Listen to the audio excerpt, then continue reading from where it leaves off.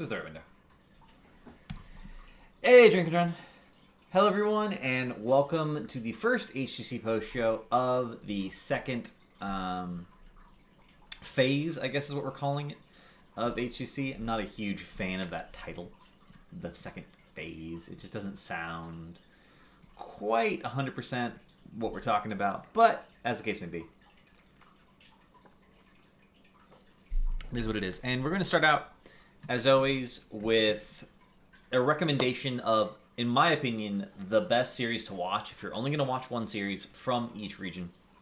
I know there are people who don't necessarily watch every single game, which is totally reasonable. You don't have to feel obligated, no matter how big a fan you are of Heroes of the Storm. I like calling them quarters. Yeah, I'm right there with you. In my head, I call them quarters, but apparently, even though there's 4 of them, quarters is not an acceptable name. They're called phases. I don't know. Normally, when there's 4 of something, we call, it's divided into 4 pieces, we call it quarters. But Blizzard's like, nah, we're going to call them phases. And I'm like, okay. You can be your special little unique snowflake there, Blizzard. That's the way it is. So, from Korea, first of all, Holy Shock Uther, when did that become a thing and why? Did Holy Shock Uther become a thing?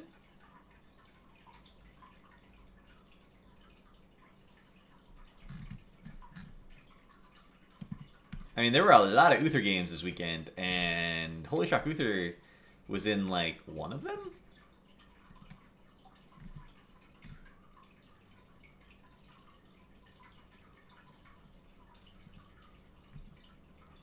It looks like all the replay data isn't here.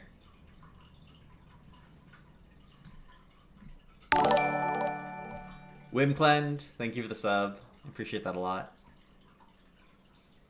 You saw it in these 3 games? Were they NA games?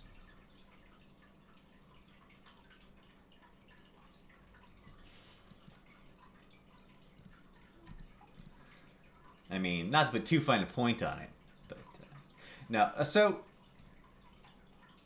Holy Shock Uther is not actually terrible. I'm joking around slightly, but it has some limitations. And generally speaking, Wave of Light, that extra second of armor, is necessary to help you with essentially your sustain when it comes to being a main support. So generally speaking, if people have half a clue, unless there's just genuinely no threat whatsoever, you're only going to go Holy Shock in the right double support comp. On the other hand, there's been a lot of double support, right? Also, there are maps where... Let me see if we can... There are maps where you simply don't need the wave clear, and there's a lot of dueling and poking and otherwise, and sometimes there's like 1v1ing to consider. And on the maps like that, it is reasonable to be like, oh yeah, this is going to work out a little bit better in some cases. So it looks like the replays aren't uploaded. June running at Soul Sport. I mean, I don't necessarily want to say that's a mistake on June's part. But even though it is June, and he's my favorite support NA, I will say he shouldn't do that. I've never been able to get value from Holy Shock build. You have to play really aggressively to get value from Holy Shock. You have to be up in people's faces taking damage, and then queuing them, because you get the reduced cooldown, but you still get the self-heal. That's like the critical part. The Q does damage to them, still heals you, and then you get a reduced cooldown. So you are basically trading really efficiently in terms of cooldowns. That's the secret, such as it is, to making the build work. If you're not confident that your team's going to be there, like right there behind you, or if you're not confident that you can keep track of cooldowns, why does NA suck so hard? We're actually going to talk about why NA sucks so hard. Honestly, it's going to be a legitimate discussion that is going to be had. But it still costs a chunk of mana now. Well, yeah, everything costs mana. Like, you're going to trade cooldowns. Mana management is kind of a different equation.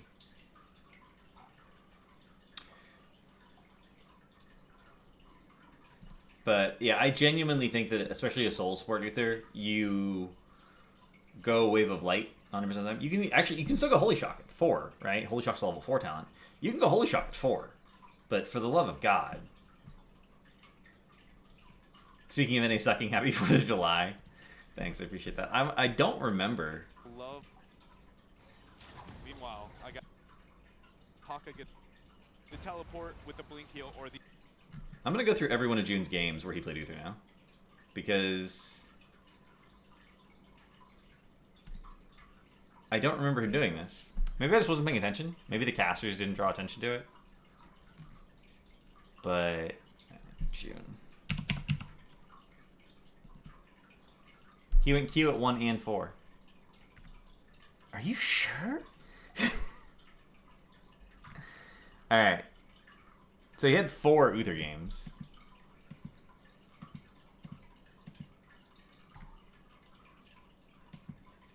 He had 8 Uther games. It is possible that he just was confident that his team would win regardless. It's not there.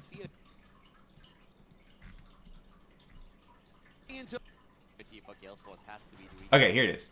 So what was I saying, right? Holy Shock Q build Uther is really good at trading cooldowns efficiently. You're gonna have mana problems, but you're gonna want it in double support. So here we have Braxis Holdout, where it's all about trading in the 4-man. Right? All about trading in the 4-man. The Q talent at level 1, once it's finished, combined with the Holy Shock talent at 4, makes your Q basically free. So in that sense, it's one of the best mana sustain options. Mana sustain is really important, and this is double support, right? We have Ariel and Uther. This is a situation where Q build is reasonable to pick. Right map, right comp. Seems good. We're all okay with this.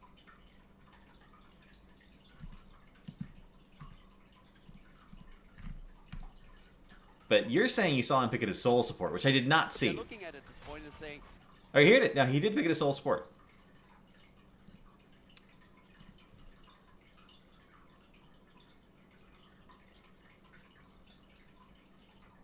So this is a blow up comp, which kind of makes sense. I'll provisionally accept this. So you take it as soul support in a blow up composition.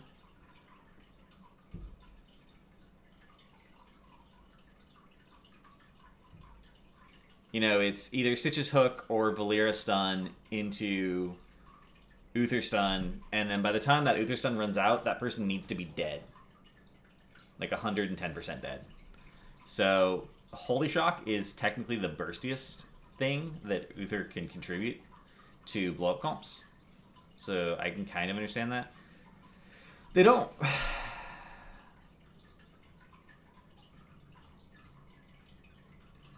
It's okay. It's okay. hey, I understand his reasoning, at least. Yeah, top of screen is cut off because of this. So, I actually have... Yeah. The way I have this set up is I actually have 2 scenes, or 2 sources set up with browsers in it. One of them is clipped, so you guys can't see this nonsense at the top, and one of them is not clipped, so that you can see the entire thing. And I go back and forth between them as necessary. Trying to make production value a thing.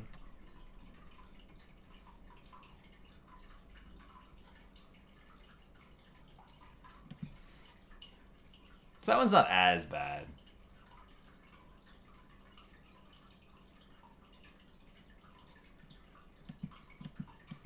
So yeah, I mean, those are the advantages to it.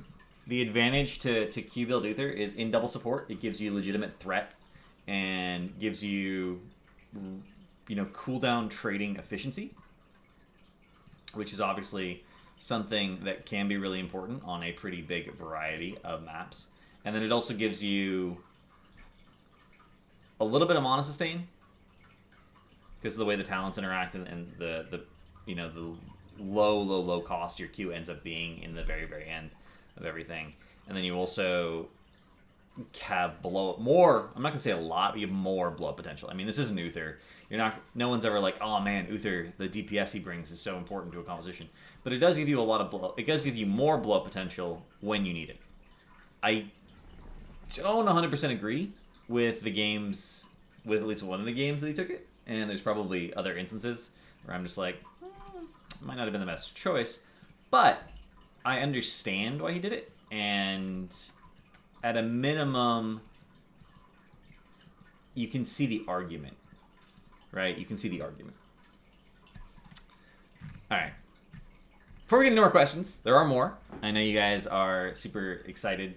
I haven't been here in a while. I apologize for that. I actually missed. I didn't do a stream for Mid-Season Brawl to answer questions. Most of that was just me being a rack and busy and whatnot. And I didn't do a stream for the first week of HGC. But we're back now, and there's going to be regular streams. I apologize for the temporary, let's call it hiatus, of the stream.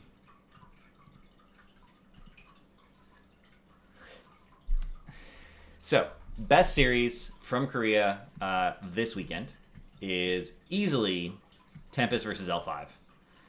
Tempest went up 2-0 at the start, and L5 came back with the reverse sweep. It's interesting to see the new rosters, and this gives you 2 examples of the new roster. Check out. Encourage you to watch that if you have not. HGC North America, Tempo Storm versus Gale Force Esports. Easily, again, the best. Seems like a lot of the games happened on Friday. This go around, which is kind of awkward because then it's like, well, I tuned into the good matches at the start of the weekend, and now I'm gonna do something else. Or maybe you get excited. Maybe you get excited that you saw these really awesome matches and you turn in Saturday and Sunday and then are disappointed the matches aren't as good. Not saying that happened to me. That happened to me, but yeah. I guess Blizzard can't know for sure which matches are going to be exciting in advance, but I'm wondering if they give any consideration to that. And then Europe. Europe was tough. I'm gonna be perfectly honest. Europe was super tough because Team Dignitas versus Team Good Guys was a really good series that demonstrates exactly how good the EU scene is, because even their new team is doing so well, forcing Dignitas into a 5th game. But it shows the gap between a really established team that's making some changes and a new team that is trying to learn how to compete at this level, right? In that sense, if you watch these games with that in mind, they are hugely educational, in terms of what it takes to make a really competitive team perform at this level. Actually, just insanely cool, right? On the other hand, you have Team Liquid versus Fnatic, which also went 3-2 and had some cool drafts in some ways, and there were a lot of really interesting dynamics in their play because these teams are so familiar with each other's play styles, and I don't know which one of those is better. I honestly don't. Watch whichever one you personally prefer the team for, I guess, would be my go-to cop-out answer. I'm aware it's a cop-out. I'm comfortable with that about myself.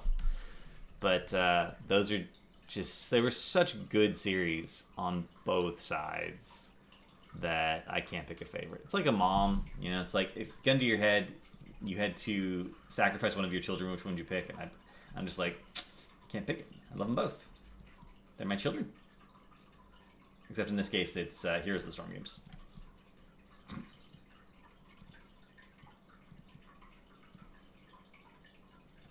When was the last EU game where it went 3-2 and you didn't go win-loss? End of phase 1. I mean, here's one. 5 games. Win. It is unusual though. It is much more common for best of 5s in EU for you go win-loss. And there's a really clear reason for that, and it's because their drafting is better. The advantage of first pick only matters if you actually know how to draft. And it sounds like I'm speaking crazy talk here, but bear with me. The advantage of picking first only really matters if you have a really clear concept of how to draft and what you're going to draft, what your team's strengths are, what accents the map, what you've practiced and put time into and you know works in that sense. And currently, hands down, by far, EU has the best understanding of drafting. And because of the depth of their scene and the number of competitive teams they have, they get more practice in this. And I know for a fact that they take it a lot more seriously in terms of practicing drafts and mock drafting than other regions do. So we've had this trend for almost 2 years now where Korea will have whatever their meta is. Korea will come to a tournament. Korea will scrim with EU teams. They will look at EU teams' drafts in a tournament, and they'll copy their meta, learn how to play it in the time of the tournament, and then beat them with it. We saw that for like 2 years. This continually happened. So you get into this situation where EU defines the meta for the rest of the world once the rest of the world is up against EU. And one of the really clever things Fnatic did at MSB was actually didn't reveal any of their strats. They had strats for the final set of games that they just didn't reveal at all at any point leading up to the final set of games because they thought they were going to be going up against a Korean team. They ended up going against Dig. But they thought they were going to be going up against a Korean team, and they didn't want that to happen again. They didn't want that to happen yet again, where Koreans were like, oh, that's a good idea. Man, that's a good strategy. What if we just took that strategy away from you and made it ours? How's that sound? It's actually it's actually like hilarious that it keeps happening over and over and over again. We literally saw Tist learning to play a Nubarak during the tournament at MSB, right? So it happens more in EU that it goes win-loss, win-loss, win-loss, win-loss because the teams are even, and they tend to be. One of the biggest differences comes down to the draft. And I would even go so far as to say, if you don't go to a Game 5, and it's not win-loss, win-loss, win-loss, win-loss, then you probably have some errors in drafting, assuming you think you're even with the other team. So if you're doing a reverse sweep, then you're better than the other team. We can accept that. But the fact that you lost 2 games in a row, at least one of which you had first pick, means you have significant drafting errors as a team. So all the reverse sweeps we've seen, they really come down to drafting errors. Why is D.Va so good? There's actually a question about why D.Va was drafted the way she was, and I'm gonna finish talking about this idea about drafting. This applies to Korea too. NA and Korea both have bad drafts. They both make fundamental mistakes a ton. I can literally pick, I think, any North American draft from HGC, the entirety of it, like the entire year, and point out at least 2 fundamental mistakes from every single draft. Maybe not all of Tempo Storms. Maybe there's 1 or 2 Tempo Storm drafts where it's like, this is fine. But the idea... Actually, that's not fair. There's some... Well, no, that is fair, because the other teams made mistakes. I was thinking of like some of the drafts where people ended up with comps that were just completely one-sided, but the other team made fundamental mistakes in bans. Like, GFE versus Team 8 / Roll20 on Cursed Hollow, where they cheesed with Zarya Vikings, or pushed and won with Zarya Vikings. The comp was so obvious at the third pick that picking or banning Vikings was the play, 100%. Example from Monet. Let me click on a random game.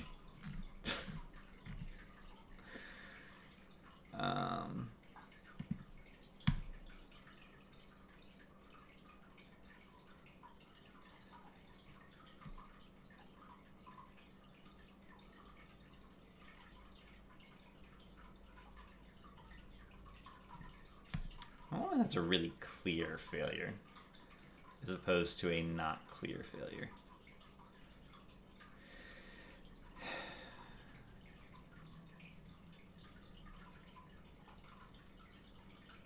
Oh, this is fine.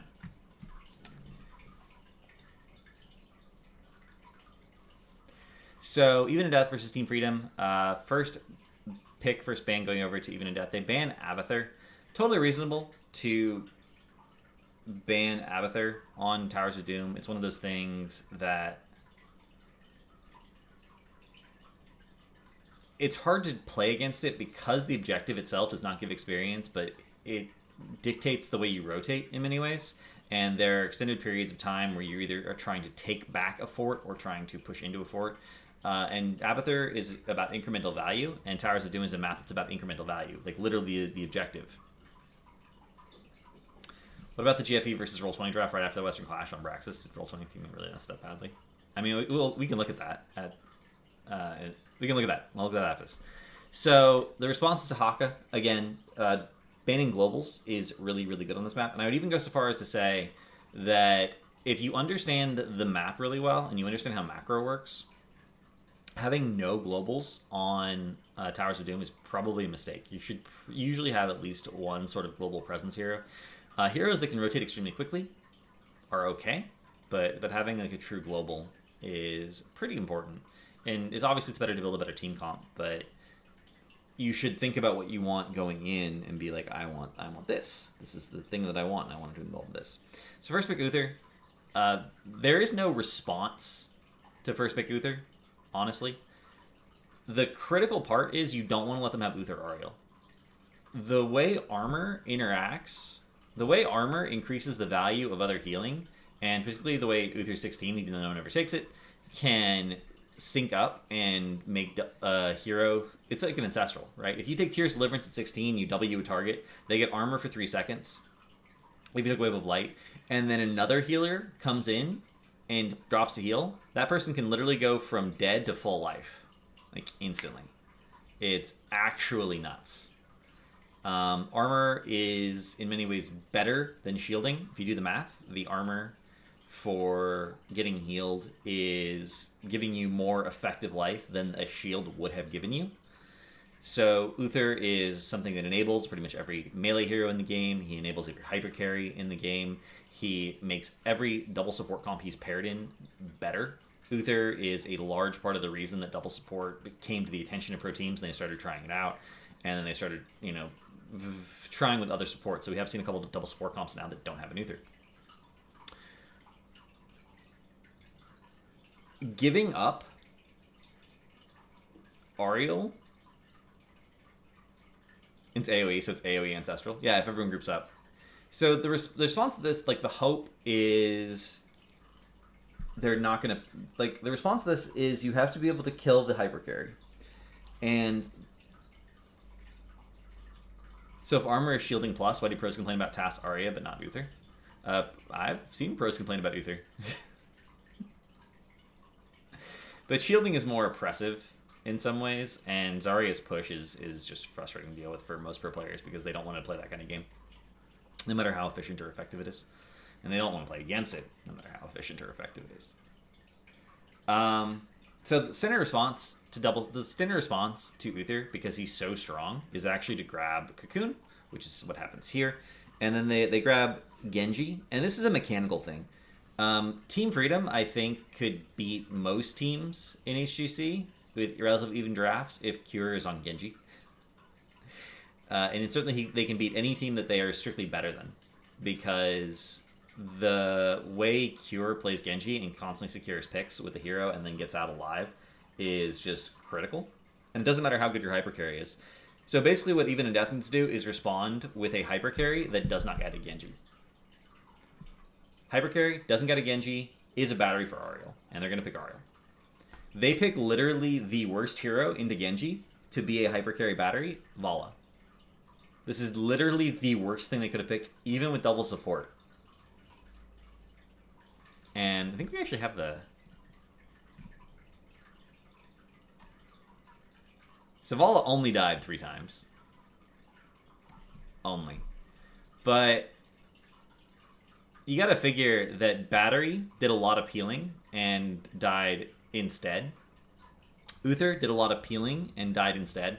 The target, if you watch this game, Team Freedom was like, if we kill Vala, we automatically win. If we kill Vala, we automatically win. If we kill Vala, we automatically win. Like, over and over and over and over and over again. So who can hypercarry Ariel energy and not get die to Genji? Cassia would be the best one, in my opinion, but then you have to play a very different style of game because you have close-in ranges. But the better answer, the best answer, in point of fact, is Cho'Gall.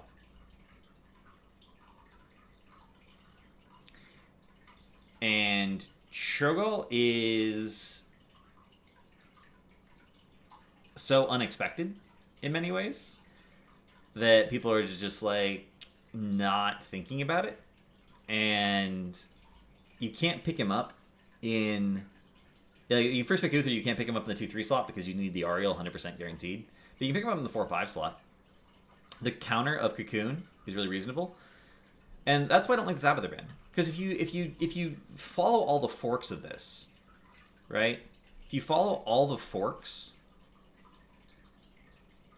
here, if you're gonna go for an Ariel comp, one of the best counters to Ariel comps is a Nubrak because of Cocoon, right? It doesn't matter what comp you're running. It doesn't matter what Ariel comp you're running. You could be running an Ariel Vala comp, an Ariel Cassidy comp, an Ariel Gul'dan comp. It doesn't matter. If you Cocoon the Ariel, there's no healing. If you Cocoon the battery, there's no healing. If you get a pick on the battery, there's no healing. If you get a pick on Ariel, there's no healing. If you're planning to go Ariel, you run a pretty big risk if you don't ban a Nubrak. Every time. Every time. And yeah, if you have an Ariel comp, the possibility that Shogal could be picked up should always be there. The other team should always be afraid of the idea that you could pick up Shogal. Because currently Shogal is actually insane. Shogal Ariel is, I think, maybe the strongest trinity in the game currently. If you play it really well. But we haven't seen enough people practicing Shogal. And I'm actually excited to finally start seeing Shogal comps in HGC and actually winning games with them with some of the correct talents. This is something we have started to see a little bit of. It's like that. That's like one of the simplest mistakes. You need a hyper carry into Genji. And the alternative here is not drafting Ariel, right? The alternative here is seeing the Genji and just drafting a very, very tanky composition and skipping out on the Ariel. But drafting Vala into Genji... Why? Why would you do that? So this is like an easy fundamental mistake. You don't draft Vala into Genji. There are certain heroes, there are certain like combinations of heroes that act as soft bans.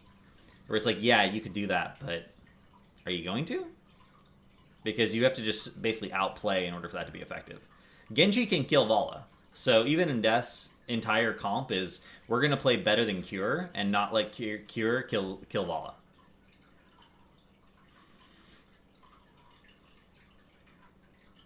Is that reasonable? Even if you're even in terms of execution as a team, is that a reasonable proposition? And the answer should be no. Like, usually the answer should be just no. Fundamental mistakes. So GFE versus Roll20 draft right after the Western Clash on Braxis. Wow, you want me to go back a ways here.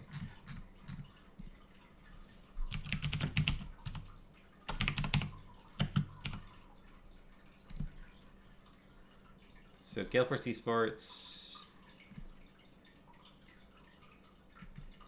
against Roll20, you say?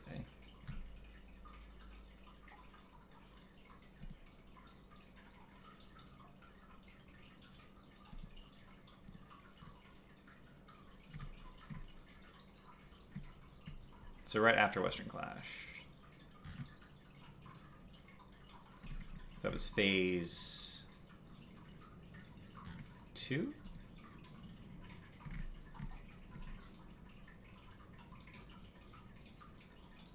Braxis. This one.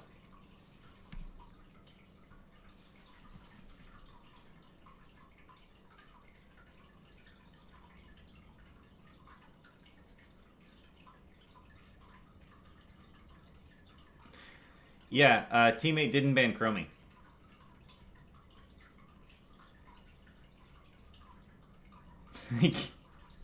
This hero is arguably the best hero on Braxis Holdout because she enables push in the early game better than any other hero.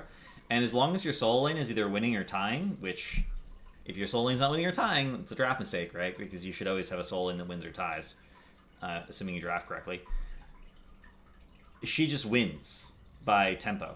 To the point where we have seen comps on Braxis that don't even have tanks drafted. They just have Zarya. standing in the front, absorbing damage. The only way to beat Zarya is to be able to not give her energy, because you can outrange her and she can't see you attacking her. The only hero in the game that can do that is Chromie. See how neither of these bans is Chromie?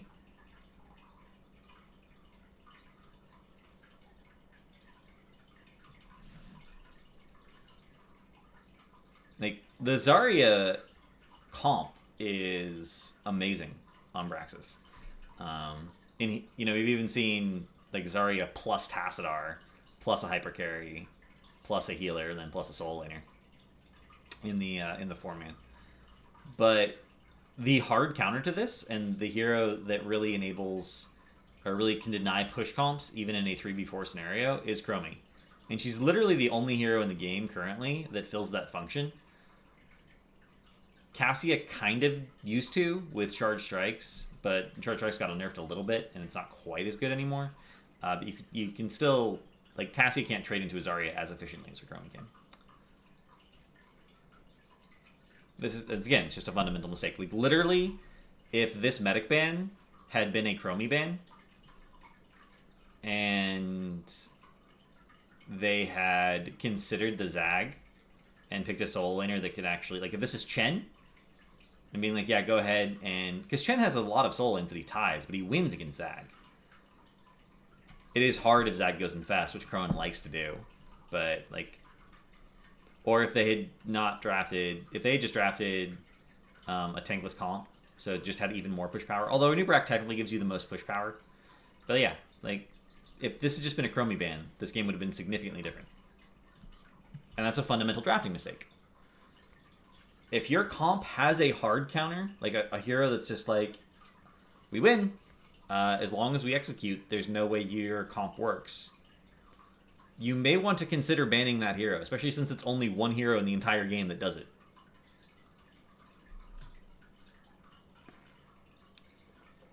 Same reason Chromie's good, like, is going to get really good against Ariel comps. If you're going to go an Ariel comp, especially a soul support Ariel, you may want to consider banning Chromie. And actually, we don't see enough of Chromie. Chromie literally is the only counter to certain comps in the game, just because of the sheer amount of her range.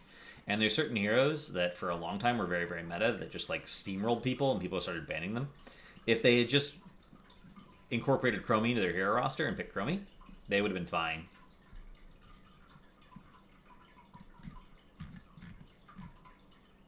So Stukov equals Chromie. Got it. Chromie is a stupid hero. I mean, you can make an argument that Chromie's a dumb hero. And certainly there are going to be some people who agree with you there. But that's not really the point. Stukov looks OP. You can't really evaluate Stukov. I played against him and with him on PTR, but he's bugged. He has multiple bugs, actually. Some of them hurt him, some of them help him. Some of them are specifically talent related. Some of them only happen when he dies, and then they turn off certain talents. But obviously the big one is that he's basically healing for 50% more on his D than he's supposed to be. And it stacks with the level 4 talent that gives him 50% more healing on his D, so he can basically double his effective healing. Double his effective burst healing, I should say. Which is not reasonable. Not reasonable in any way, shape, or form. Alright, we are going to get to the questions from Reddit. We have not yet answered any of the questions, really, from Reddit. So, what are the conditions? I know I saw the drafts, but don't fully grasp them yet. For the solo tank diva big drafted twice. Is this part of a casual meta-ness of the strategy or something to test against a lower team? So this is actually a really, really good question, and it comes down to what is fundamental for tanks. So the drafts we're talking about here, where diva was drafted as a quote-unquote solo tank, are Battlefield of Eternity, and there was an Infernal Shrines game here. So these are the two drafts. And I want to really emphasize two things. One, both of these comps have double quote-unquote support. Medivh Ariel in this one, and Rhaegar Ariel in this one. Really, really, really important. They have a relatively low mobility comp in both teams. Actually, I should change this. This is a relatively low mobility comp with the Mathael, Gul'dan. Gul'dan obviously very, very, very low mobility. Ariel, obviously very, very low mobility. In this comp, they have similar mobility issues, but the difference is they have a Medivh, which gives them portal. And any comp that has a Medivh that has portal is suddenly very, very mobile. They also drafted it on maps where you're fighting over something. So in this case, you're fighting over the Immortal. In this case, you're fighting over the Shrine. I should say I'm already going to say that their Infernal Shrines draft is better. So the things that a tank needs to be able to do, according to my Art of the Tank guide, anyway, is Ward, that is anchor bushes and provide vision for the team. In order to do that, you need an escape. You need some way of getting away if the team, if the whole entire team face checks the bush you're in. You need to be able to absorb a certain amount of damage. Well, D.Va kind of has an escape in the form of Q. She definitely can absorb tons of damage between defensive Matrix and just the fact that she has a mech. They need to be able to peel, that is, create space for your team when they get collapsed on. Q is really, really good peel. And Explosion is peel, because it puts the enemy team in a catch-22. Do they continue to pursue who they're fighting against, or do they have to leave? Right? So, in that sense, D.Va's not a bad tank. The one thing D.Va can't do is initiate. She can't really pick a fight.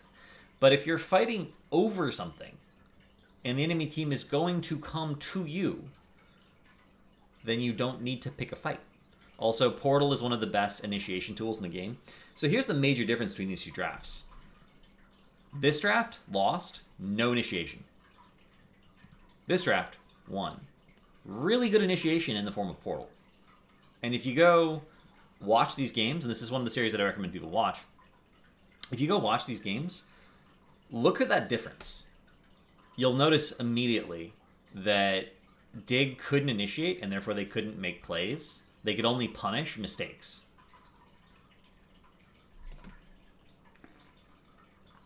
Explosion isn't really peel. I mean, if you're going to die if you try and get a kill, it's effectively a trade. I don't know. It forces people to back up. The whole point of peel is that it forces people to back up. Like, that's what peel does. It creates a certain amount of space.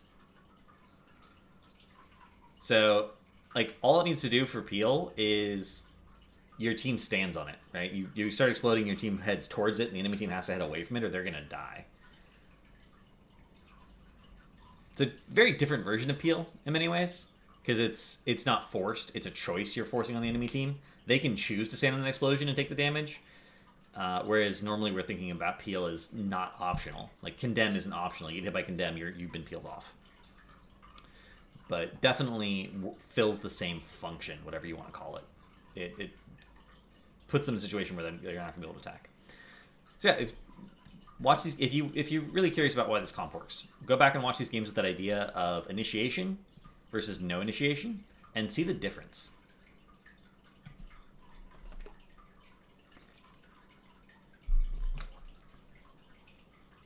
I would point out that Holy Ground is considered peel, and Holy Ground is basically zone control.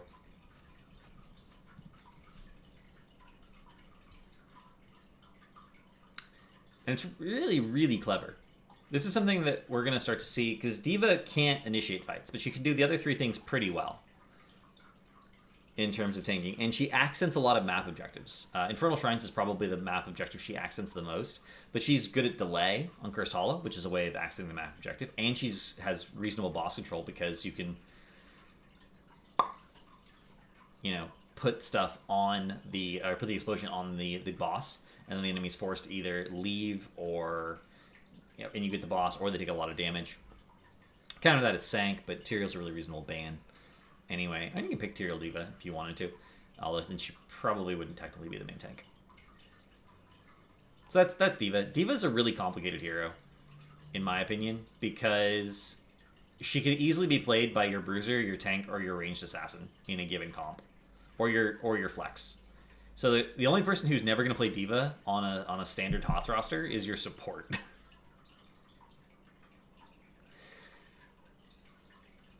But I like the fact that Dignos is... And I actually predicted this.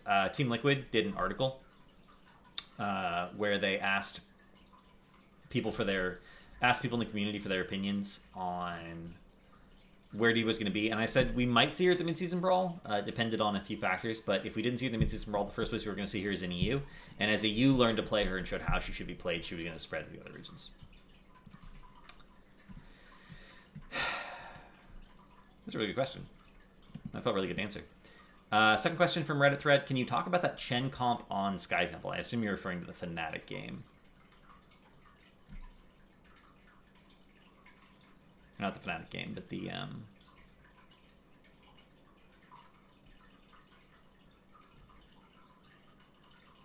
this one.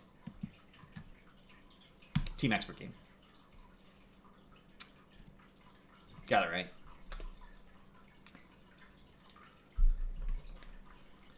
So, I'm not sure this is really comparable to what happened in Midseason Brawl, because what happened in Midseason Brawl is Uther got first picked, and everyone was like, well, what if we just didn't take any CC that could proc Guardian of Ancient Kings? Would Uther still be good? And then the enemy team was like, yeah, Uther wouldn't be as good. But you know who'd be even better? Chen. And then they just took Chen, and they won the video game. That's what happened in Midseason Brawl. This isn't quite comparable because Anubarak and Sonya both have stuns that will trigger Guardian of Ancient Kings. A little bit harder in Sonya's case since Spear is only a quarter of a second stun. It's just long enough to make sure the animation doesn't get janked. Obviously, it is still useful for interrupts. I don't consider Chen to be a cheesy pick in any way, shape, or form. Chen is one of those heroes that in the right situation is the most broken hero in the game. It actually again says this in my early think guide, which doesn't need to be updated, but it says this: the less interrupts a team has for Chen's drink, the stronger Chen becomes. This isn't to say that Chen is only about drinking, which is a mistake people have made for a long time, including pro players. But Chen needs to be able to drink for a certain amount of time at a certain rate because of shields and because of brew, right? His positional requirements and the fragility of the comp he's up against ideally also fill some certain requirements. Q build, which is something we saw a lot of, is his easiest build to execute and his highest damage build in terms of pressuring backline targets, but it doesn't have any of the control that we normally associate with like the W build from Chen. So you gotta ask yourself what you're doing with Chen. I was actually really happy to see Q build. It's the default build recommended in my Chen guide, and I hadn't seen any pro play. And I was like, well, W build's okay, but do you draft Chen to have poke and zone control? Because that's basically what they were doing. Or do you draft Chen to just pressure the backline and kill someone? And pressuring the backline and killing someone, as it turns out, is a usually better way to play Chen. Chen with an Abathrat is one of the scariest things in the game. We talk about Fat Illidan when we're talking about Chen. And Fat Illidan is terrifying. There really isn't a situation where Chen should die if he's playing safely and has an Abathur hat, assuming he was drafted correctly. That's ignoring the fact that he even has double support. Chen also has pretty reasonable wave clear. So whenever you're drafting an Abathur comp, when you're drafting a double support comp, you gotta make sure that you have enough wave clear. When you're drafting Abathur, you gotta make sure you have enough wave clear. So it's two situations where you gotta be like, I need a certain amount of wave clear. And Chen has reasonable wave clear. So there were not that many warriors that were even possible for Bad Bunny to pick up there. And again, I don't consider this comp cheesy. It just works. Chen is just one of those heroes that in the right situation is just very, very, very strong. And the fewer interrupts the enemy team has, the stronger he becomes. And the more fragile their backliners are, the better he becomes. And that doesn't even matter necessarily if they're mobile. Because with the kick build post 16, his range is actually pretty insane. You really can't get away from a Chen who's slowing you and has the increased kick range. And he can keep kicking you.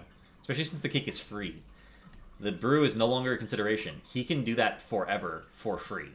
It's really just the cooldown.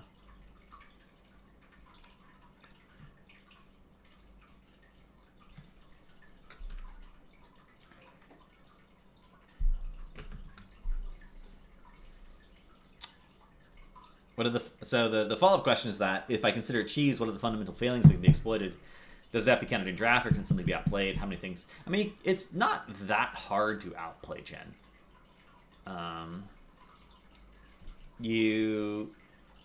The problem is it's Chen plus double support. So you can focus the Chen. If you get everyone on the Chen, he's just gonna get healed. You need the counter to Abathur comps, honestly. like the correct response in my mind to Abathur comps all the time, every time, is don't let the enemy team have Abathur. And this gives it away, right? As soon as you see the Vikings ban, you know they're first picking Abathur. Because the best counter to Abathur is Vikings in many, many, many ways. So as soon as I see this ban of the Lost Vikings, I'm like, they're picking Abathur. And then from that point onward, my comp, in my mind, is all about map pressure and globals. We see 0 globals here. Right? The Chen doesn't even matter. Like, this could have been, as I pointed out, this could have been a few different warriors. The mobility is really what they wanted. But it wouldn't have been as good, I think, in this context as if it was a Murden, but it wouldn't have been bad if it was a Murden. Murden would have been good against the Sonya because of Skullcracker. You really negate the Whirlwind value. But this was the problem.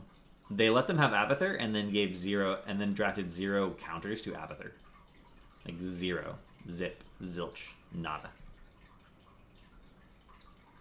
So what about this version of the comp where it was Tahaka over Abathur? I mean, that's still a global, right? So it's still a global versus no global. People, you gotta respect macro and draft. And it's not surprising to me that Zealots is the team making this mistake, because they're new. They're new to competing at this level. Generally speaking, the delta of the difference between globals cannot be... It's okay to have it be 1 as long as it's not 1 to 0. So if they have 2 globals and you have 1, you can manage. If they have 3 globals and you have 2, you can manage. If they have 3 globals and you have 1, you're dead. If they have 1 global and you have 0, you should lose. Because at that point, the burden of execution is significantly higher for you than it is for them. You have to be a much better team to beat a team that has 1 global when you have 0. And obviously, this isn't like this is Team Expert, top 4, EU easily. Trying to really, really push into that top 3. That's their goal against a untested team. Kira described double healer meta as, oh, you made a mistake. Here's a heal. You did it again. Here's another heal. You fucked up again. Here's a shield. Yeah. That's true. And that's always been the way healers are perceived in the competitive scene. If you... Dread made a video, like, years ago, like a long, long time ago, talking about supports. And basically, supports allow you to... Supports, one of the major things they do is fix your mistakes. So, double support is very forgiving in team fights. Because it's very unlikely that a target is going to get blown up. Because a lot of times, you'll be like, oh, he used his heal, it's going. In double support, it's like, oh, he used his heal, but the other guy still has his. So even though you're focusing a target, they get healed. And the cooldowns come back to the other support, and they get healed. It should be very difficult to kill someone in double support if you drafted the right comp. Alright. Here's another example of drafting Vala into a Genji, by the way, with double support. But in this case, they'd only picked fights where the Vala was safe. And they could do that because they had the Abathur pressure, right? So can you talk about why playing Ducks beat the Chen comp on Sky Temple against TGG? Sure.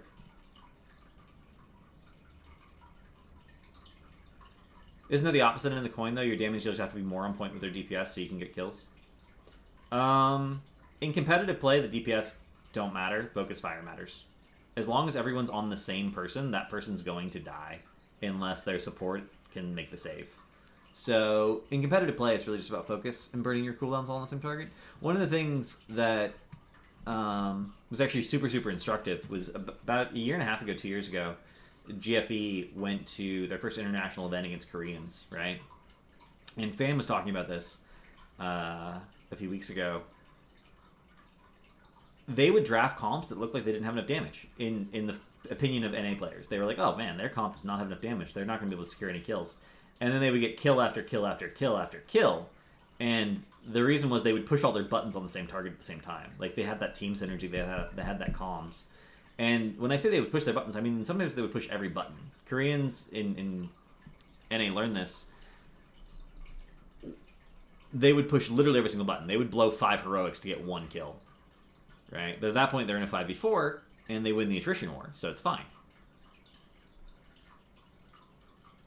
The only time your damage really, really, really needs to be on, I mean, and usually, honestly, the damage is not the most hardest role to play in terms of positioning. Generally, the hardest role to play in terms of positioning is tank or bruiser, and then support. So, if you were a really competitive Heroes of the Storm team, you would probably put your best player on either bruiser or tank, your next best player on support, and then your worst players could be on your damage.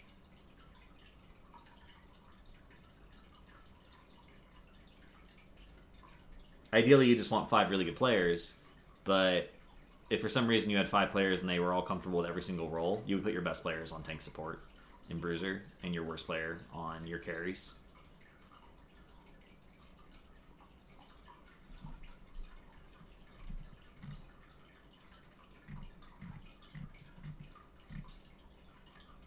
As long as everyone clicks their button on the same target. I've always found the support to simply multiply the effectiveness of your carries. Well, yeah, supports are force enablers. But how do you explain triple support comps with double warrior winning games?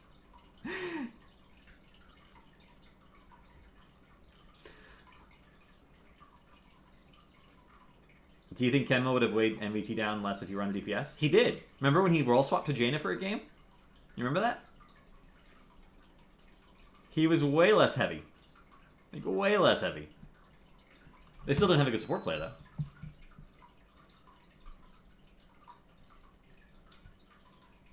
Like, we have an actual example of that happening, and he was actually less heavy to carry. I still lost, but it was closer than it would have been otherwise.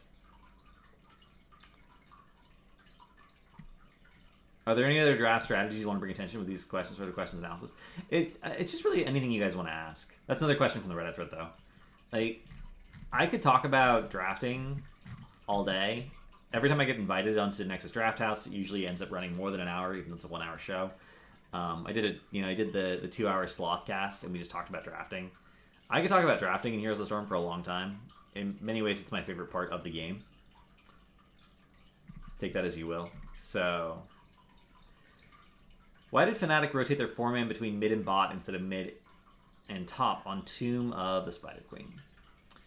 So, this is the game.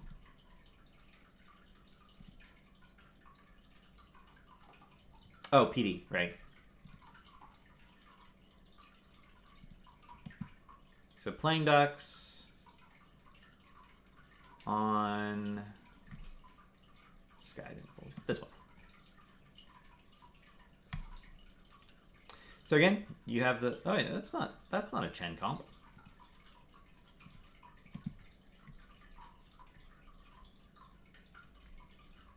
Where is this? Is this from last week? Oh, here it is.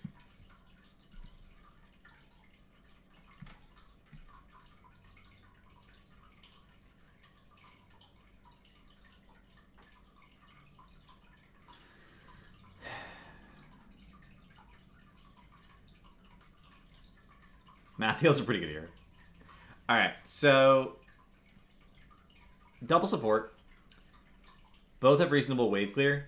Uther with Holy Fire at 4. Rhaegar, of course, with Lightning Shield. That's really, really good wave clear.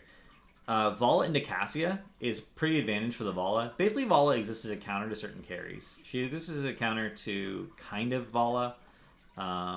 Raynor, Illidan, Sergeant Hammer, Greymane. Greymane's the big one. To the point where I think that we aren't seeing enough Cassia into Greymane. So this comp, like, Team Good Guys should have won this. Because they have the global against no global from playing Ducks. And can you explain why positioning as a support is more difficult than positioning as a carry?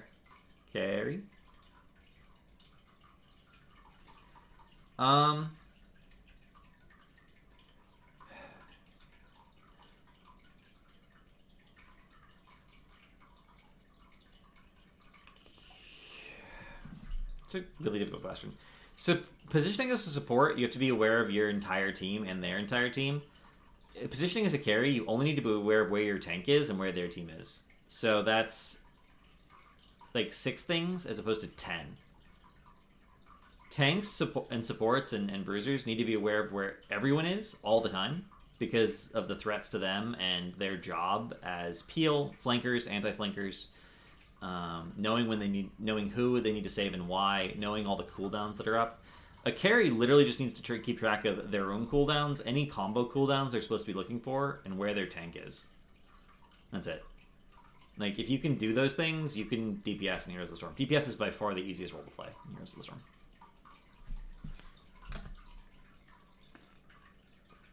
A lot of casters set out Even in Death is on the threshold, being a very strong in their drafting strategies are surprisingly sound. Mostly, if you were coaching Even in Death, what would you have them work on? Team synergy.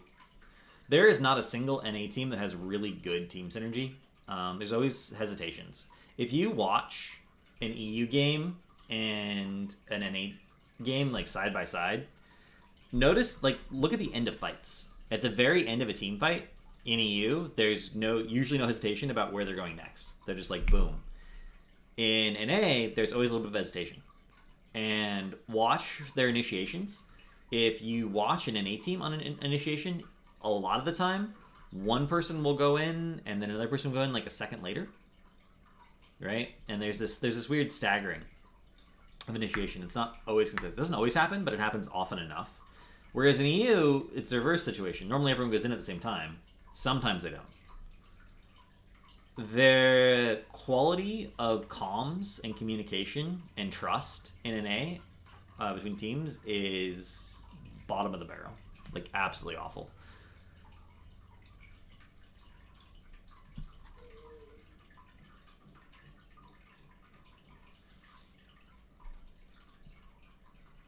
And I think it comes, unfortunate as it sounds, it comes back to being an ego thing. A lot of people, well, Gratzlug do. A lot of people in NA they'll hear a call and they'll think about it and they'll be like, oh, that's a good call, and then they'll follow it. EU teams will hear a call and they'll do it. Even if it's a bad call, they'll do it. They know, they have the discipline to realize that you always follow the call, and then after the game you decide if the call was right, and you analyze it, and the shot caller can improve. You don't do it mid-game. And you don't do it on an individual level. In order for Heroes of the Storm to work as a team. And there are teams that have, like, group shot calling. And it took them, usually, like, old Team Liquid had group shot calling. And it took them a long time to get to the point where everyone was talking over each other, but they were getting they were coming to the same idea at the same time and, like, going. Oh yeah, I remember their Dragonshire game versus Superstars where they were debating whether to go core 5v4 or no, and decided to go and got wiped. Yeah, that doesn't happen. NA's major problem is lack of team synergy. Lack of clarity. And that literally applies to every NA team. Tempo Storm has the best team synergy on average. Actually, I would put Gale Force above them. Right now. Right now, I put Gale Force above them, and a lot of that comes down to the fact that Fan, Calf, and K1 have played together for so long. Even though they weren't, on a team together for a while, they're on a team again. It's like nothing ever changed. That synergy between the back line and the front line that Calf and Fan have always had is just like instantly back. And then Akka is a person who really likes to be... He won't step up and make plays, but he's always really present, and you can micromanage him with calls. He's always willing to listen. Akka will not make plays on his own pretty much ever, but he'll always listen if he's told to do something. So that's like a good part of the way there. And then since Michael Udall's a shot caller, he has his idea in his mind already of what he's doing. So currently their synergy is working really, really well for them. What about Roll20? I mean, their synergy was worse with the swap.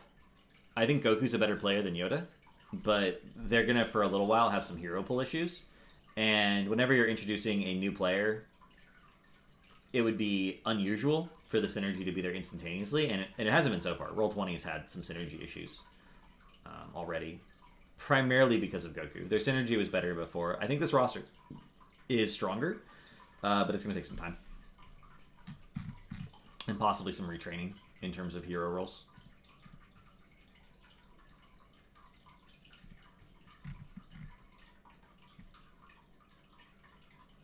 Any other Chen questions? or specific questions before I move on to the Team of the Spider Queen game? Team Good Guys should have won this, for the record. Their draft was better, in my opinion. Mathael is really, really scary. And the Uther or the Vala into Cassia is not like a super, super hard carry. Or super, super hard counter, but it is like a soft counter. But can you go over this game? Like, you want me to go over this game from beginning to end?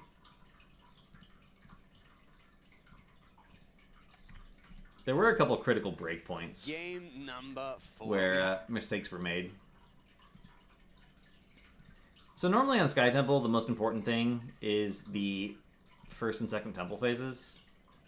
And both teams are just trading in the first temple phase. They're trying to get a little bit ahead here and there. But playing Ducks is just securing picks. Right? So the way you...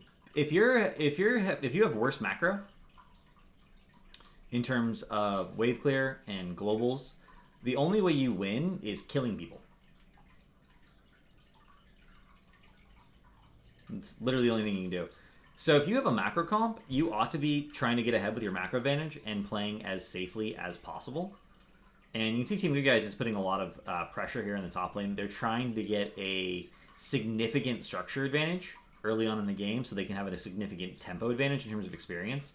But they're pushing it so hard that they're actually dying to the rotations. Stitches is considered another counter to Aria Vala. Yes, Stitches is considered a reasonable counter to Aria Vala. Because if you get the hook on the Vala or the Ariel, one of them should just die and then the comp falls apart. Dahaka died to Mathael. Like, Dahaka should never die in lane. Dahaka should understand his limits and the amount of damage that the enemy team can put out, and then back up. So they're trying to press really hard with their Holy Trinity, and they're dying. If you're messing up your early game like this, as a macro comp and falling behind, the other team is going to be able to deny you getting a tempo advantage and then get an advantage themselves from the experience, right? Also, the Haka can't double soak. He can double soak one rotation because he can soak mid. I think he can walk through the bushes and get to bottom, but I think he misses soak if he doesn't. Maybe actually with the... Actually, I take that back. I haven't tested the new ridiculousness of Brush Stalker. I don't know if the Haka can double soak that, but they had a temporary 4-man top. So 4 kills to 0. And now we're gonna have the rotation of the Trinity. Is he allowed to restrain that person's content? Yeah. Blizzard is okay with people. I mean, Blizzard hands out all the replays. They are perfectly comfortable with people making content for the community based on the HGC games.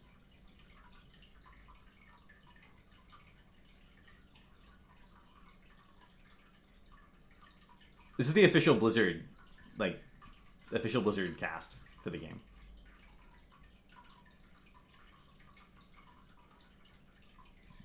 So again, Dahaka with the double soak. I'm going to have to check this. If this actually works and they're not missing any experience, that's a pretty interesting advantage of Dahaka suddenly. Because before, you can't double soak as Dahaka because he can't mount, but if walking through bushes allows you to get the mount, allows you to get enough speed to actually rotate between lanes and not miss any soak, that would actually be hilarious. So Team Good Guys is setting up for the bottom here. They really want to get this fountain. That's what this is about. This whole thing is about getting this fountain. And you can see... They're getting the wall. They're backing up. Chen is in the way. We're going to get a little bit of a weird kick bite thing going on there. And they don't end up getting the fountain. But the fountain should die from the first few shots because it's on the bottom left. Actually, they're going to get the fountain. All right. So they're pushing back in. We see Rhaegar grabbing the mid soak. And here's why Team Good Guys lost. Right? This situation. They have 4 bottom and 1 top, and this is a 3-1-1 at the moment. They're giving up kills. They're not taking advantage of their macro to make sure they consistently get soaked. Like, Chen doesn't need to be here. The Holy Trinity needs to be together. Ariel, Vala, Tassadar need to be together in the lane. And getting the bottom temple is important in terms of winning the rest of the game. Something like 65% of games this is a stats from like the lifetime of HOTS logs, like something like 65% of games, the team that gets the bottom shrine during the second temple phase wins the game, because it gives you such a big advantage in terms of being ahead. But Team Good Guys are pushing with their macro comp and team fighting with their macro comp, and Playing Ducks is macroing with their team fight comp.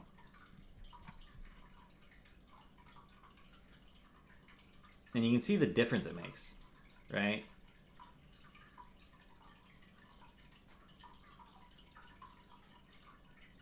Look at this. Look at the push that Rhaegar enables with Lightning Bond.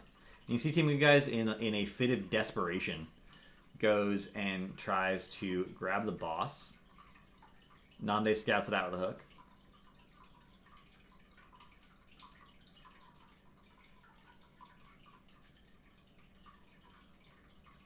Neither team has any sort of boss control at this point, but notice that Dahaka is staying, but the rest of the team is rotating immediately.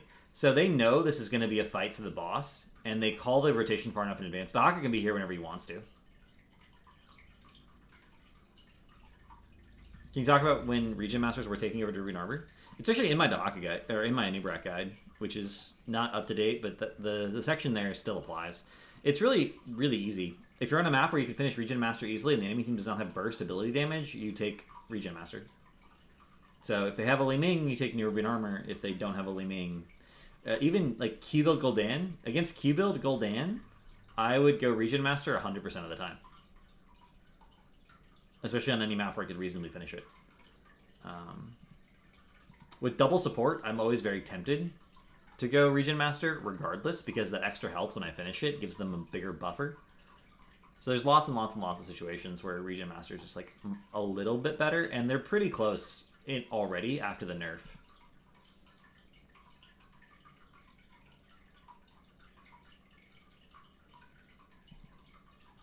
So literally, like, I think this draft is better for the map if it's played correctly. Playing Ducks literally just won because they are a better team. They had better rotations. They had better understanding of when to prioritize lane clearing versus when to prioritize team fighting. Team Good Guys was supposed to get ahead by inches, and instead they fell behind by feet because they gave up kill after kill after kill, and none of those kills should have happened. And it's kind of unsatisfying, right? As an explanation, they won because they were better, and you can see why they're better. From this point on, the game just sort of snowballs. But that's literally the reason. Playing Ducks won because they were better at understanding the macro game, despite the fact that they didn't have a macro composition. And that's always been a huge, huge, huge strength of Chris's. Chris has always been a hero. Chris has always been a hero. Chris has always been a player who really understands rotations and macro. It's one of his strengths as a shot caller. I believe he's still a shot caller for Playing Ducks. Have we talked about the Dignitas games? We've talked about Dignitas games in pieces. Again, the way the format for this show works is, I mean, I could, like, if I went into an in-depth analysis of every single game that got played, it would end up being longer than the HGC was. Which is not practical. So I focus on answering questions that people ask about the games. Is that satisfactory, Lord Vu? I know the answer is not satisfying.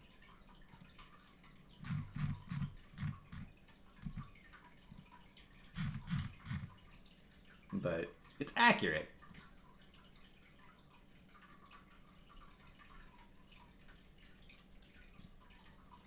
Alright. I think there's 3 more questions from the Reddit thread. Why did Fnatic rotate their 4-man mid-bot instead of mid-top on Tomb of the Spider Queen? The answer is basically because they had Medivh, but we'll go into a little bit more detail. Where is Fnatic?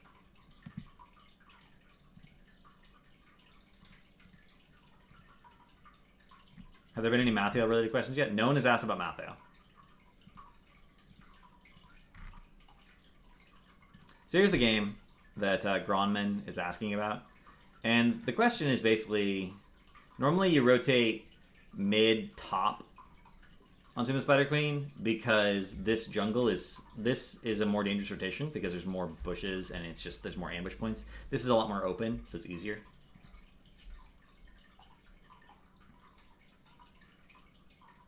And so the question is why the rotation? And they're not really rotating. They have this aggressive pressure in the top lane, and they respond with aggressive pressure in the bot lane. Bala Ariel need to stay together. Sonya didn't take block. See how Sonya did not take block? Without block, Sonya can't necessarily win the solo lane versus Leoric. Also, Medivh portals can go from this bush all the way up to this bush, which denies the danger of this rotation. So when this rotation happens, and it does happen 1 or 2 times, they always use the Medivh portal to go back and forth, which makes this completely safe. Diablo holds down mid, the double holds down bottom, and we see Medivh going wherever he's needed while Sonya holds down top. So Medivh is just rotating around. It's unusual to see rotation strategies like this on Tomb of the Spider Queen. On the other hand, if you're not used to responding to them, they're basically impossible to deal with. And this is a situation. Is block the correct talent over grabbing hand range for Leoric?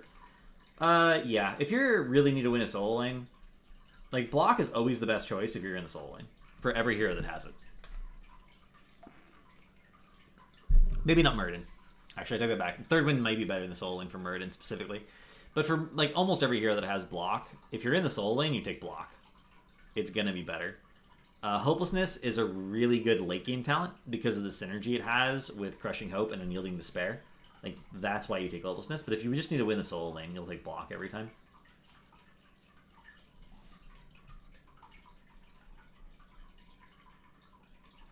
I don't understand why Sonya wanted to go Warpaint.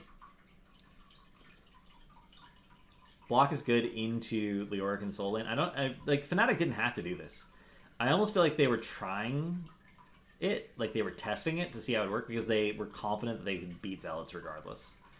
And so they were practicing asynchronous rotations on a map where it's usually just a really, really easy 4-1. And they made it work. But it very much felt like they were practicing something that they're going to do against other teams. And I like the idea. The idea of using a Medivh portal to rotate between these lanes. We've seen Roll20 do this a lot. With Medivh, they'll do this constant rotation, and they'll have a 3-5-2, right? So Medivh will rotate down here, helping the solo lane, and the 3-man will rotate to the top and then come back, and then everyone will come mid with the portal every wave for mid, and they'll try and look for that pick, and then they'll just rotate back down. And they don't miss any soak doing that with the portal. Didn't quite work out for the Fnatic that way. I think they wanted to do it, but with just Leoric down here, it was so easy for Val Ariel to get value that they just let the Medivh wander. But most of the answer to that question is Medivh, because Medivh enables really weird rotations that don't work otherwise. Why is Task Tracer so popular in NA right now? Because Task Tracer is absolutely broken. Whenever Task is good, Tracer is going to be in the meta. That's just the way it works. If Task is good, Tracer is in the meta. Why it's popular in NA in particular, NA really values picks over macro.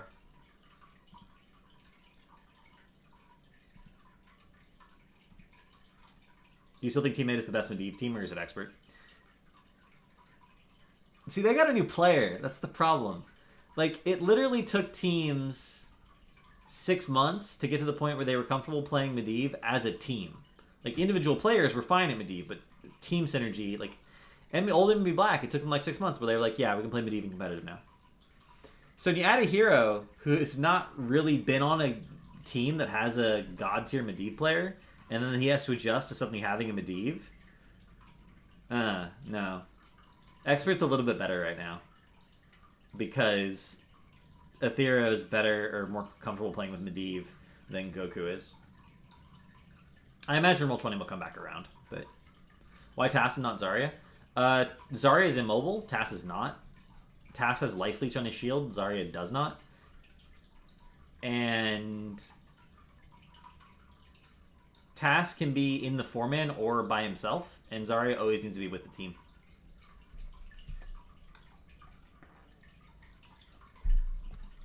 Also, Zarya's shield isn't for saving people. Zarya's shield is for generating energy. If you want to draft Zarya really, really well, you will generally draft her with someone you can shield in the front line, not in the back line. It's a really important difference between Zarya and Tassadar that honestly does not get respected in pro play. Pretty much at all. But like under ideal circumstances, Zarya will be shielding someone in the front line, not someone in the back line. Whereas Tassadar can shield anyone. He can shield a frontliner, or he can shield a backliner. Like if you have Illidan and you shield Illidan, that's good. If you shield Tracer, she dives in, that's good. If you shield a Vala and she's standing in the back, that's good.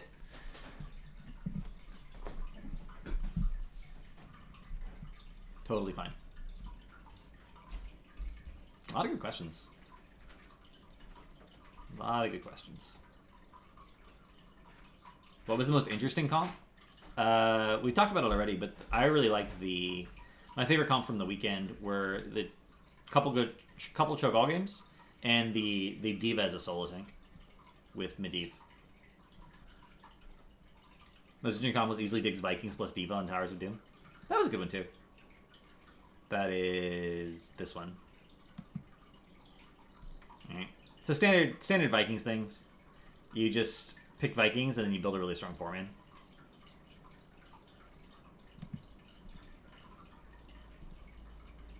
There were Cho'Gall games? Yeah. In Korea. Blossom played it. Raven played it. MB Black played it. There's a reason I was talking about Cho'Gall earlier. Yeah, there were Cho'Gall games this weekend in Korea, guys. Like 4 of them. What game most perplexed you this weekend? Like one that made you say, why did that work? None of them, really. Like, it was always pretty clear why a comp won or why a team won.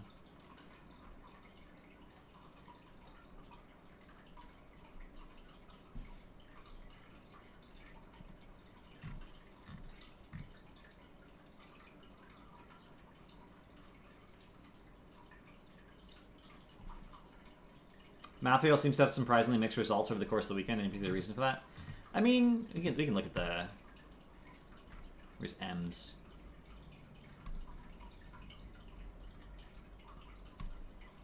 Mathiel's a hero that...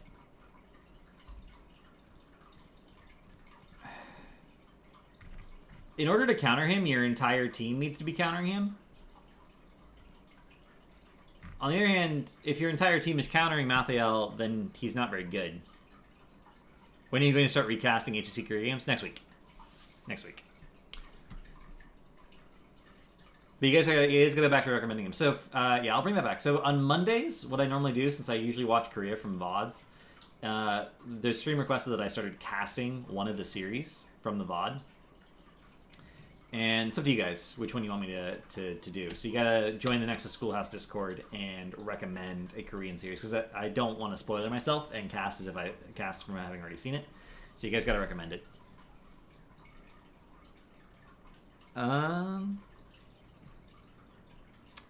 So Mathiel seems like a really good counter to Cho'Gall. I don't think he is, but they picked up the Mathiel and the Cho'Gall, so it seems fine.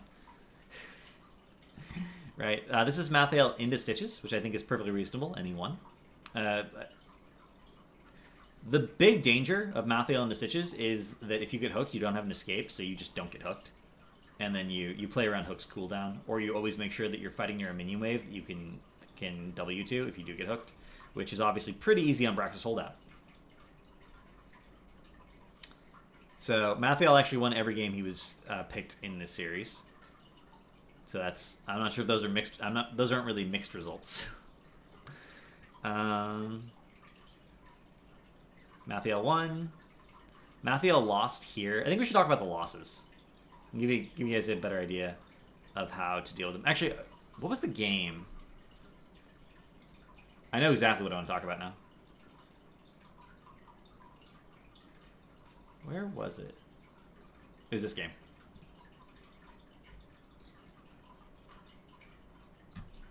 Mathiel's value lies in... Well, Mathiel's biggest weakness really lies in the fact that he has no mobility as a melee frontliner, and his only poke, his only ability to set himself up for success, is on his E, which is extremely slow moving. So he's going to benefit to maps that are really tight chokes where people have to group up, because then he can get his E onto people and be in good shape.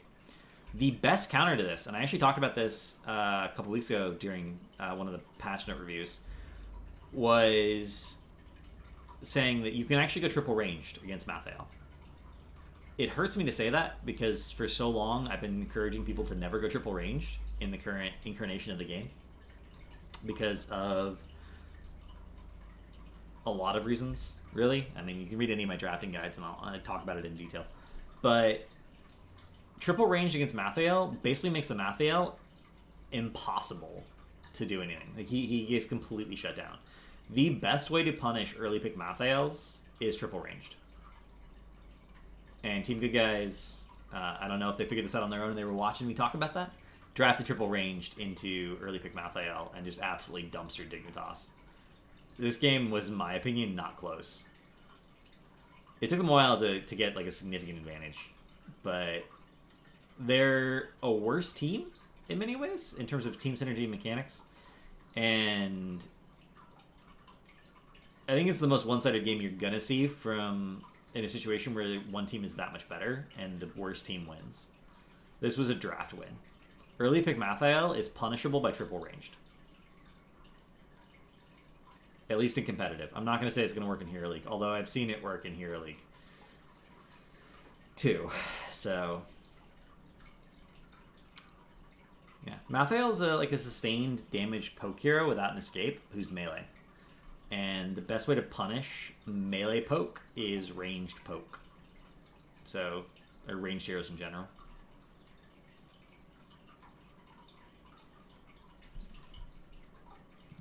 So I think Mathael's results were pretty consistent, actually. Mathael basically won every draft where he was not directly countered. Like, he won every game where he was drafted where he was not directly countered.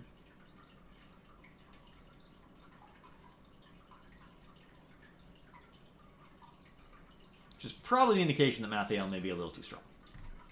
But he is counterable in the draft, so. It's really a question. Why was Zarya so heavily underutilized in the midseason brawl? Because pro teams don't like drafting low mobility heroes into high mobility heroes, and because Genji and Nubarak were so heavily emphasized, Zarya fell off. Why was Cassie not used at the very least into volley comps? That's a good question. Cassie should have been drafted more. Of the 7 Cassie games, 4 by Temper Storm. Zarya meanwhile had 5% popularity at 6 of 104 games. It seems strange to me that tanky DPS see no play when they can boost the team HP. Support plus healing. Yes, that's true. A big part of the reason that is there's only 5 heroes, and everyone feels like they always need a tank. Tanks are not, strictly speaking, required, but your playstyle changes significantly if you don't draft a tank. What was the count on the Dragonshire game? Which Dragonshire game?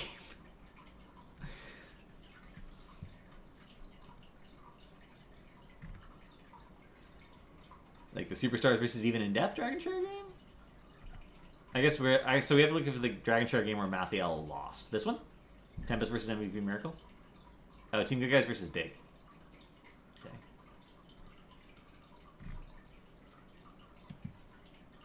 I'm just giving you guys a hard time. This was the counter. Stitches. He's right there. Also, 2 globals versus none, or 2 globals versus 1. Again, this is not a situation where you're necessarily going to automatically lose. It's not like 1 versus 0 globals where you should lose. But 2 globals versus 1 and hook.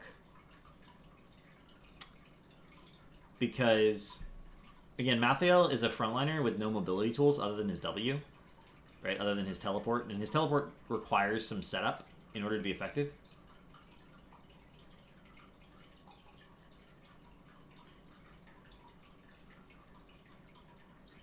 Well, I mean, he won that game versus Stitches. Like, he wins any 1v1 trade versus Stitches in terms of damage, but this is JPL playing Stitches, which means that anti-hero is going to get hooked 100% of the time. Also, Dragonshire is a more dual-focus map. I should... How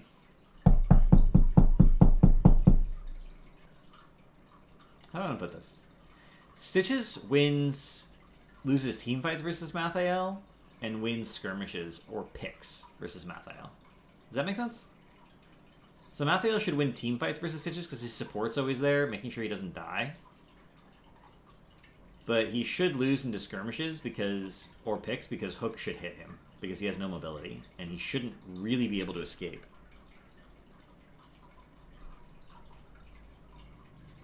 But the Stitches is like an okay counter. If you're just talking about Hook, not talking about the rest of the existence, but just talking about Hook. But the double global was really the problem here for good guys. Also, Brightwing is really good against Tracer because Polymorph is just point and click, and then Uther is really good against Tracer because stun is point and click, and then Hunt is really good against Tracer because the stun is point and click.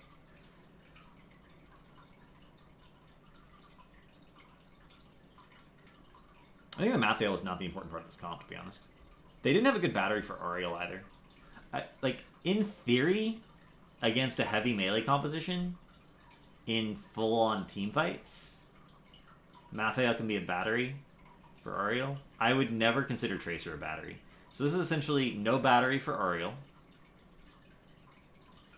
worse skirmishing, and Tracer got hard countered. Is Pyroblast really good against Tracer because the damage is point and click? I mean, Pyroblast is okay against Tracer because she's pretty much nearly guaranteed to die if she's already recalled. So once she's recalled once, she can't go back in until recalls up again, which gives you 20 seconds of, being aggressive. Is Mouth not a battery? Mouth's battery potential is based purely on the enemy team's play. If everyone on Dignitas keeps spread and doesn't let his mark get onto more than one person at a time, he doesn't produce enough damage to be a sufficient battery, right? And Stitches is going to play back because he's looking for the hook. Illidan's only going to be there for picks because he's Hunt global. And Uther, Brightwing, Kael'thas just shouldn't be getting... Maybe Uther, but Brightwing, Kael'thas should never be getting hit by Mouth's E. So, no. It's actually... One of the reasons we never see melee batteries for Ariel is because at that point, the execution for making the battery work is up to the enemy team. Either they shut down the melee or they don't. But if they don't shut down the melee, then the melee can... There's some melees that can be good batteries. But if they do shut down the melee, you're screwed. There's absolutely nothing you can do if the enemy team knows how to shut down your melee player. And it's always possible to shut down a melee and make them play safer. Whereas range, they have range and escapes in many cases. So it's a little bit of a different situation.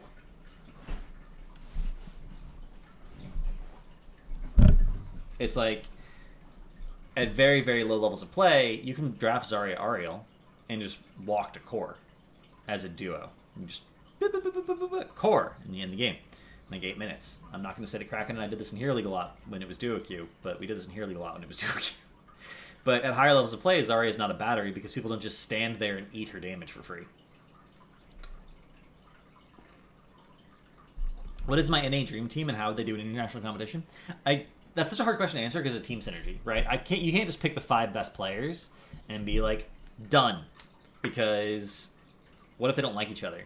Like, what if Fury is the best tank in North America, but he's pissed at Fan because of the whole GFE thing and couldn't play with him at 100% because he was just annoyed? Well, then even if I think Fury's the best tank in A and I think Fan is the best mechanical ranged player, I can't have them on the same team.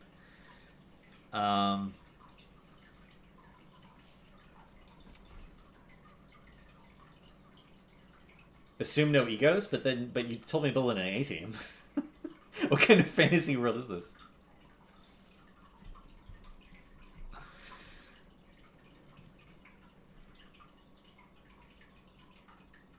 Those are all the Reddit questions. All right. Today was not an efficient show by any stretch of the imagination. We had lots of really good conversations, really good discussions, but it was not an efficient rundown of the games by any stretch of the imagination. I am definitely not feeling 100%, but I'm also just out of practice with this whole streaming business. From watching all of Dig's games this weekend and analyzing their drafts, do you think they lost games with the better draft and they misplayed, or all their lost games come from the loss of the draft as well?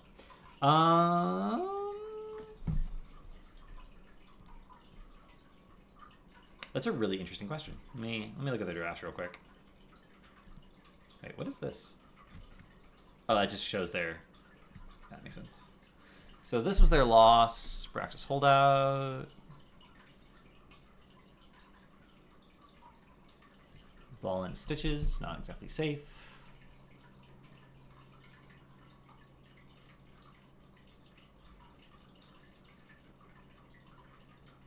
Diablo into Greymane without Medivh. I would say most of their losses were draft related.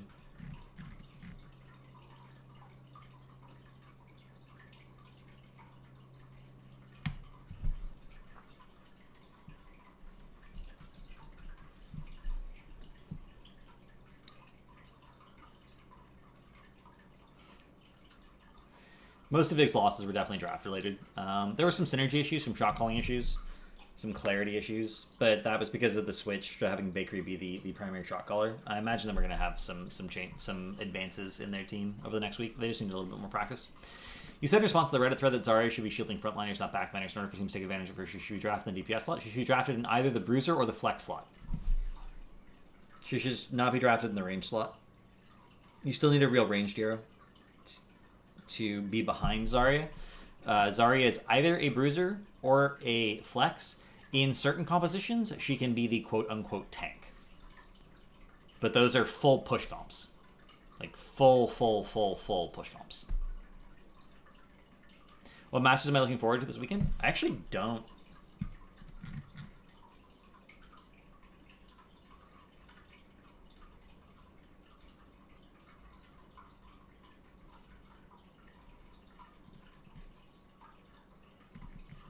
Know what the schedule is for HGC coming up this weekend. I generally don't look at the schedule in advance.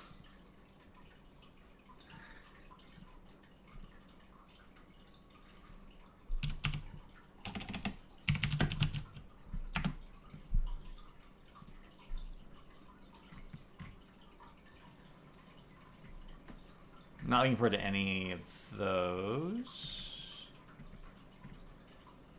Okay, I'm literally not looking forward to any NA games. Let's see if there's anything in EU. Liquid versus Tricked. I want to see that. Good Guys versus Fnatic is going to be interesting. Fnatic versus Expert. I really want to see where Expert is right now.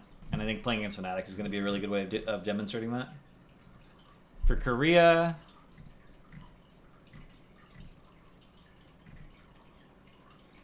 Not really. And here's like a really big problem. In my opinion, EU got better.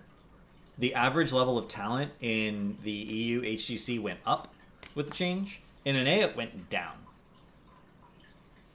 Did I already answer the question about D.Va being a soul tank? Yes, I did. Need some going alone with Mathael? We maybe make that happen tomorrow. You repeatedly mentioned that Fury is the best tank NA. Are there any NA tanks that do specific things better than Fury, or is he all around better? I mean, Justing's a better Diablo. Calf is a better Muradin. What specific tanks, Justing, Calf, etc. need to change? Calf needs to learn to play different tanks differently. He plays Arthas almost exactly the same way he plays Muradin, but Arthas doesn't have a jump, and Muradin does. He plays a Nubarak very similar to the way he plays Muradin, which is not as bad, but it's still a little bad because Burrow Charge can't always be used as an engage. Sometimes, like Jump, you have to back up. And Muradin's a lot more fragile. Justing needs to work on his roster. Like, if Justing played every tank as well as he plays Diablo, he would easily be the best tank in NA. But he only plays Diablo that well. He doesn't play anything else as well as he plays Diablo. Which may be okay for a little while, because Diablo is currently very much in the meta, although people are going to start drafting ETC to counter him again. How do you feel about Temple Storm moving Cattle into main tanking? What? Did I miss it? Did I miss something? Am I insane? Is Cattlebin playing tank? Did they announce this and I didn't see it?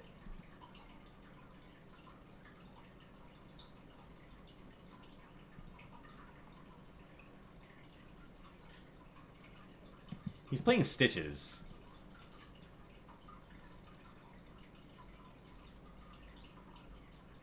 mean, he's playing a new Brack here.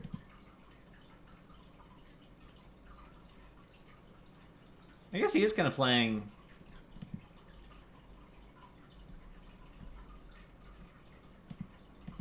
He is playing Bruisers. A little bit. That's true, I could look up Cattle and see all his games specifically. Actually, I want to look up Fury and see all of Fury's games specifically.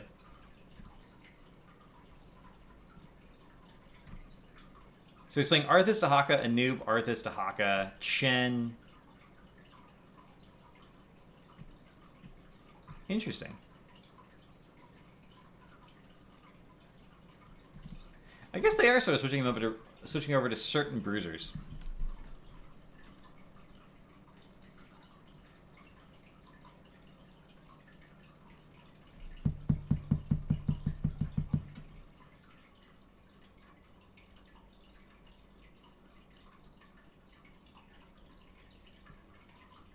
Didn't really acknowledge that when it happened. I thought it was mostly the Stitches. I thought they just wanted Cattle on Stitches. And that's why they swapped for that game. But they actually did it in more than one game.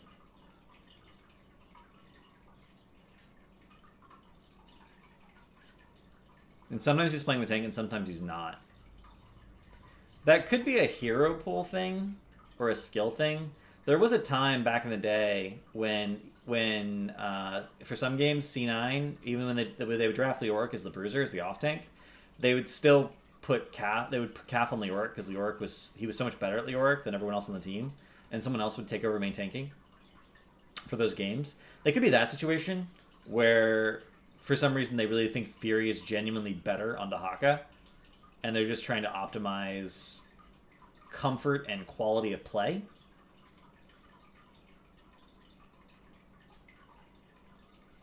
I don't like it. I don't like it. Tanking is arguably the hardest thing to do in the entire game, and it requires the most trust from your team and the most familiarity with your initiation style. Swapping up who your tank is has never worked for any team, ever. Either he should be the tank or he shouldn't. I don't like that. I will say that Dahaka's initiation has gotten better with the movement speed, so his major weakness as a tank is like somewhat mitigated now. So it's a little bit more like double tank as opposed to just a tank plus bruiser. But I don't like it. I thought it was just one game. There was actually more than that.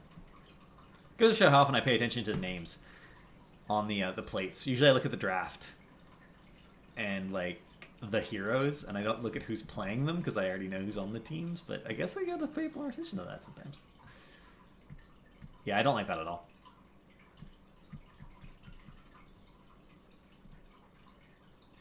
How would you fix double support, assuming you think it needs fixing? Double support's fine. I'm a little concerned that triple support is pretty viable at the moment, because so many supports have wave clear. But no one's jumped on that train yet except Expert, and they only did it on one map. But I've seen a lot of drafts where I'm like, you know, it'd be really good here, triple support. And the teams never do it, but that doesn't mean it wouldn't work. It's one of those things that you have to practice it, right? You can't just like step in and suddenly do it. You have to practice it in advance.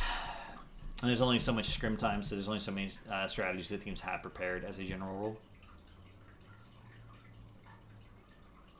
I'm fading a little bit. I don't know if anyone's noticing it. I'm noticing it.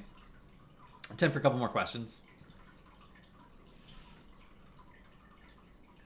I remember that game like it was yesterday. Sonya, Arthas, Ariel, Malfurion, Lily on BOE. Yep. And like they only pulled it out that one time, but honestly, there are so many good supports right now. Like several of whom have wave clear that it's actually so ridiculous. If you could be any kind of soup, what soup would you be? New England clam chowder.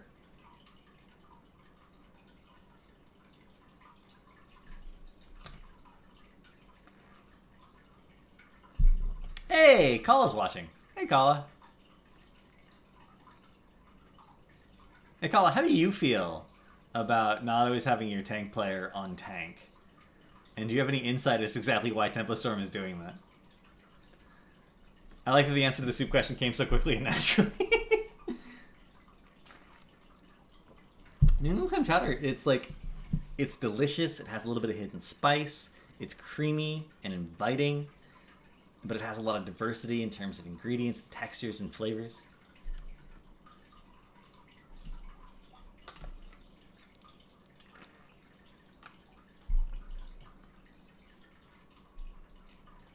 Does Kala not like double support?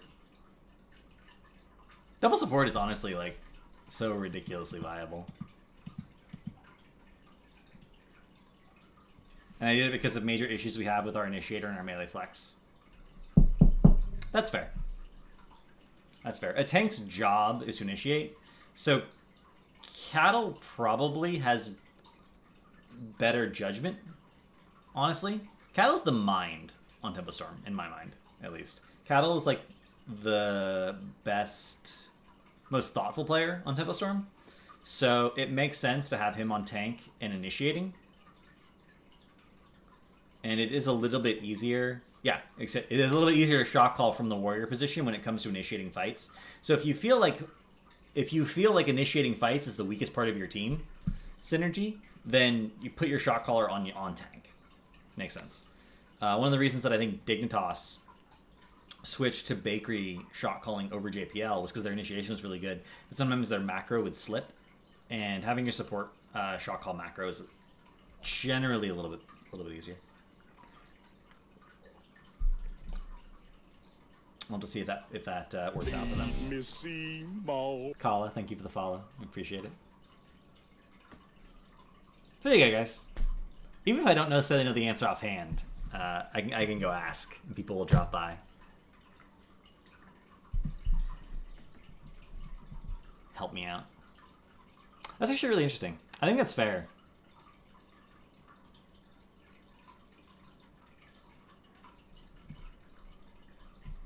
What's up, Lord Boo? I think it's the weakest part of our early mid execution. Our biggest problem is our late game decision making. That's very difficult to fix, but I'm trying my damnedest. Late game decision making is like you have to know the limits of your composition versus buildings and map objectives, and that's a really difficult thing to have if you're drafting really diverse comps. And the easiest way to learn that is to learn the limits of exactly one composition and just push that one comp for as long as possible. But then you're in a situation where you have a fixed strategy that's predictable, so you gotta like tread a fine line. That's one of the reasons that EU puts in so many scrim hours, is because they come up with all these different strategies, but then they're like, okay, well now we gotta practice all of them until we can get them all to work consistently, and it just doesn't happen. In an A, so when GFE went to mid-season brawl, they had a beautiful game on Team the Spider Group with a really good draft, and they lost to Fnatic post 20. And the reason they lost to Fnatic post 20 was they played that comp 10 times. They'd never gotten to 20. So they'd literally not practiced that comp at 20 ever. And suddenly their late game completely fell apart because they're like, well, what do we do now? We've never been here before. You gotta practice every aspect of a comp from beginning to end. MVP Black, this is actually something I really like to talk about. MVP Black, if you look at their Infernal Shrines games from like last year, the first 5 minutes of their Infernal Shrine games are identical. They play the map exactly the same way every single time. And it's because they practiced it so much that they would, in scrims, they would win by the 8 or 9 minute mark in some cases. So that first 5 minutes was literally 50% of their practice time in some games. It's actually insane, right? If teams could get enough practice so that they had the first 20 minutes was the same instead of just the first 5 minutes, it'd actually be pretty nuts. What do I think of Kyocha on support? Kyocha is one of the best players in the world. Kyocha can do anything if he puts time into it. He's not great on support yet. And I'm comparing him to Merryday, right? I'm comparing him to players who have played a ton of support for a very long time. I'm comparing him to that professional competitive level. He's like a 6 out of 10, maybe a 5 when it comes to competitive supports. But he's improving very, very quickly.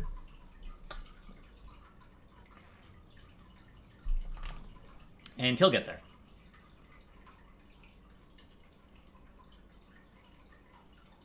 Yeah, he's 6.5 out of 10 currently. There you go. Kaleo with the memes.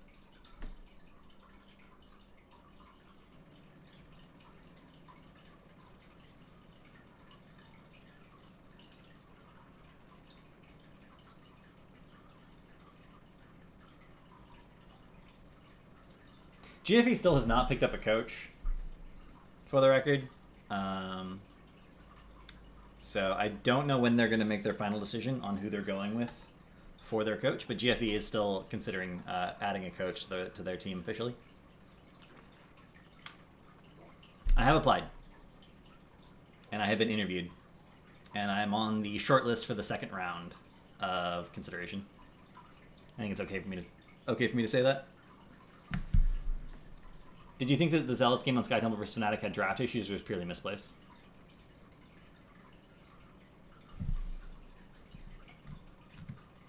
So that's Zealots versus Fnatic on Sky Temple specifically. Fnatic.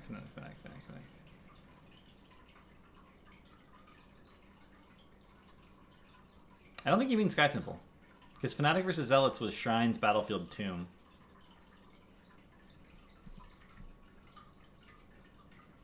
Did you tell them that Kala vouches for you? I actually didn't mention that. Kala, if you would like to contact Madness and tell him that you vouch for me as a coach, I'd appreciate that. It's kind of funny, though. I don't know. I could say more, but I don't think I'm supposed to. I think there's some things I'm not supposed to be talking about in regards to that. So I think I've said as much as I can say without just being frustratingly vague.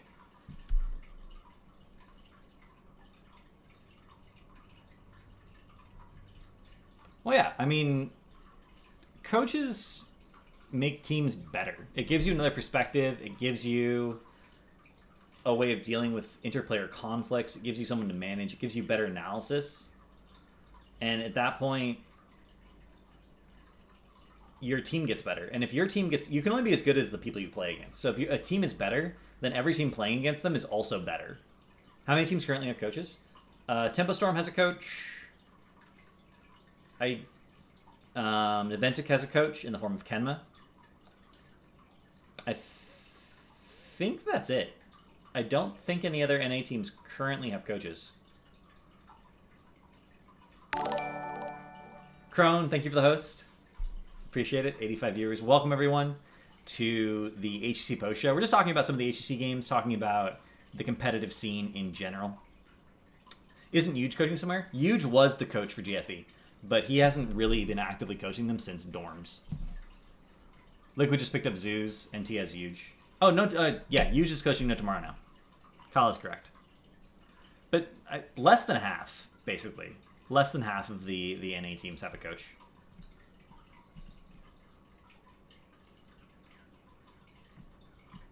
Whereas I think most Korean teams and most EU teams have coaches. Fnatic doesn't currently have a coach. Liquid just picked one up. Dignitas is looking for one, but I don't think they picked one up yet.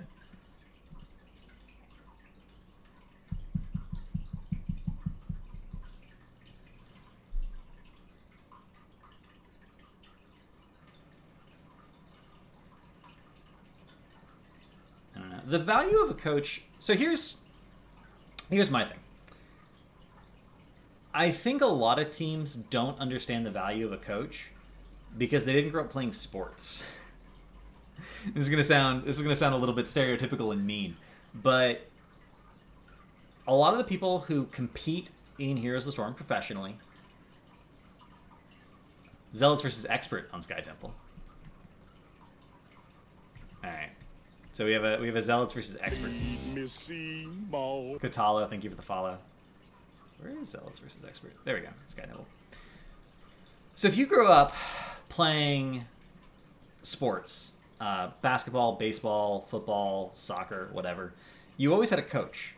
And some coaches are good, some coaches are bad. But in general, coaches help you get better by giving you perspective on what you need to work on. And there are plenty of situations, and there's even in professional situations where you'll have coaches who actually don't know anything about the sport they're coaching. There are numerous examples of this in all sorts of all sorts of things. There's been like competitive hip hop team dance coaches who didn't know how to dance. They didn't know anything about dancing. They just knew how to coach. I can't remember his name. There was a famous example of this where there was a basketball coach who was brought on to coach a dance team. He didn't know anything about dancing. He just knew a lot about coaching. Right?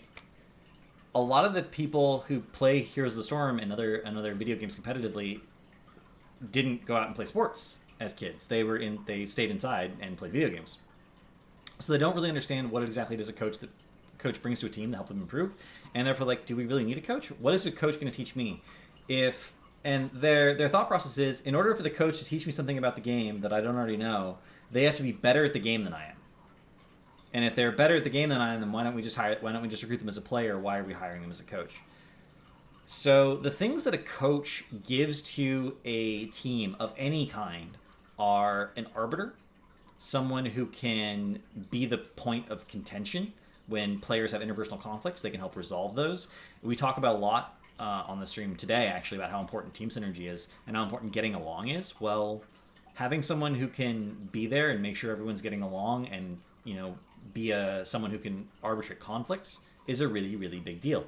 If there'd been a coach for a team that had a Funyun problem and they'd gone to the coach and been like, this guy stole my Funyuns, and it made me feel really bad, the coach would be like, maybe he could have fixed that. Maybe that team would not have broken up. Maybe things would be different in a competitive scene if that team had a coach. I'm just saying. So that actually is significant. Coaches give you an outside perspective. Whenever you're playing the game, there's always this, and this applies to everyone. Like, if you're in Hero League and you're always blaming the enemy, always blaming your team, chances are you're not playing perfectly, right? Chances are you're making mistakes. But there's a lot of cases where people will be in a game and they'll see it only from their perspective. They'll be like the support, and they're like, I needed to heal this guy, so I didn't have cleanse for you. I'm sorry, I couldn't make that save. And they'll be like, but you should have saved the heal for me because I'm the important part of it. Like, they'll get into these things where people are television. They're seeing it only from their perspective.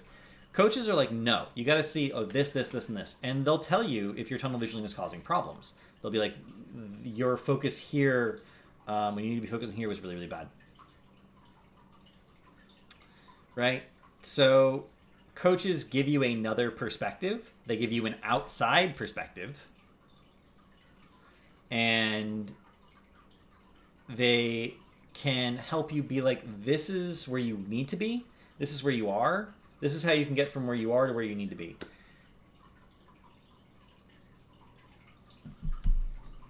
To borrow an example from basketball, Kobe and Shaq absolutely hated each other, but when Phil Jackson was brought up to coach, Lakers suddenly turned into the most dominant force in the NBA for years. Yeah, that's a really good example. Like, he made two people who hated each other get along, and then they won games because the two best players in the world, to my understanding, basically for basketball, were suddenly getting along and they were on the same team. And A is bad because of burgled snack food. The funny thing is, the Funyuns didn't actually get stolen. They found them years and years and years later. So is winning a draft just outright outdrafting them, or is it putting the burden of execution on the other team as well? I think this is Expert versus Zealous gave me an example of Zealous having the burden of execution. They'd have to be a way better team than Expert to win because Vol and Ariel Luther just puts the burden on the team. Yes. So this is something that I talk about a lot, and I love talking about it. The objective of the game in Heroes of the Storm is to kill the core. Therefore, the easiest comp to execute is push comps. Push comps are the easiest comp to execute. We actually can see this from the stats. If you go back and look at the stats from Season 1, when it was a ranked system of 50 to 1, the highest win rate comp was 4 specialists and a support. Highest win rate comp is 4 specialists and support. Push comps are the easiest comp to execute, and the comp that can actually most effectively win the game.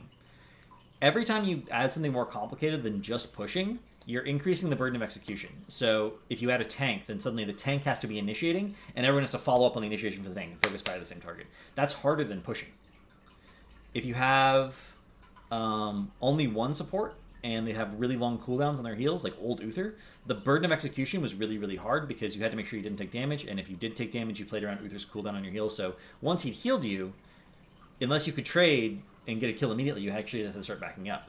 That consideration was a big deal. I thought that was all promote or something. No, promote was nerfed and that comp was still the highest win rate? It was Promote. Promote was nerfed in like 2014, and for the next year and a half, 4 specials and 1 support was still the highest win rate comp. Maybe it was only a year, but it was the highest win rate comp for a long time. So drafting and outdrafting is about playing heroes that you can play, playing a comp that you can play, and being able to execute your comp. If you're a team that can execute literally anything, then it only comes down to, does your team work against theirs and does the team work on the map?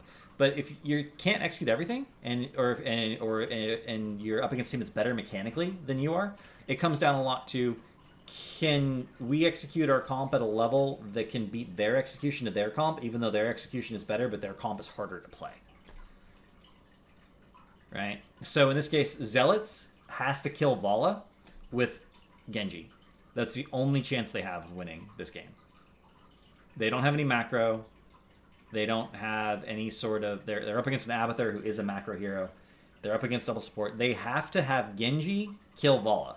If Genji does not kill Vala, Zealots cannot win this game. So Team Expert drafted 2 win conditions: win the team fight or win the macro race. Zealots drafted a single very fragile win condition into double support, which is kill a specific target. They have Cocoon, which makes it a little bit easier, but it's too difficult considering Expert is a better team, right? If you swap these drafts, I think Expert would still win, because I'm pretty sure Expert could kill Vala if Zealots were playing the Team Expert's comp. Opinion on Diggs draft against Expert. Which one?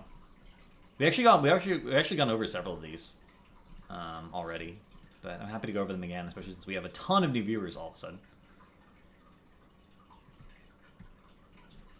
Bear in mind, as people have gotten better at the game, the highest win rate comp for the average player has changed. I think, we can actually check. Let's go to HOTS logs real quick and check what the current highest win rate comp is. Although it's a little bit wonky, just because...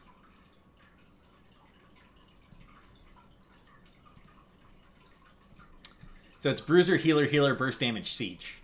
The reason I say this is wonky, right, is because if you click on the info tab here, it lists Arthas as a bruiser. Arthas can easily be a tank with the right composition. It lists Tyrael's a tank, Tyrael's a wizard, Tyrael's a tank, Varian's a tank. In the right composition, Leoric can be kind of tanky, and Chen can obviously be a tank. So I don't agree with Hotslog's classifications of some of these things, but if you group by hero role, you don't necessarily... Currently, the highest win rate comp is 4 supports, but it's only 3 games played. We're not gonna count that. So like this is double warrior, support, assassin, specialist, relatively high win rate comp, right? This is probably a strong 4-man or a strong solo laner with some push potential in the 4-man, like a Sylvanas. Right? This is a really, really common comp: double assassin, specialist, support, warrior. This is probably a frontliner. We don't know for sure. One of the reasons I don't really like these stats on Hotslogs anymore, because it's less interesting than it was before. They could fix this by adding some granularity. I talked to Barrett about it. I emailed him. I'm like, I could help you make this more relevant. And he was like, no thanks. I want to guess what things should be classified as. Game 5...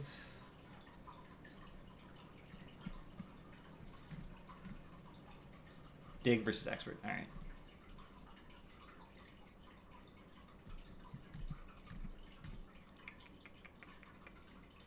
I think I'm scrolling in the wrong direction.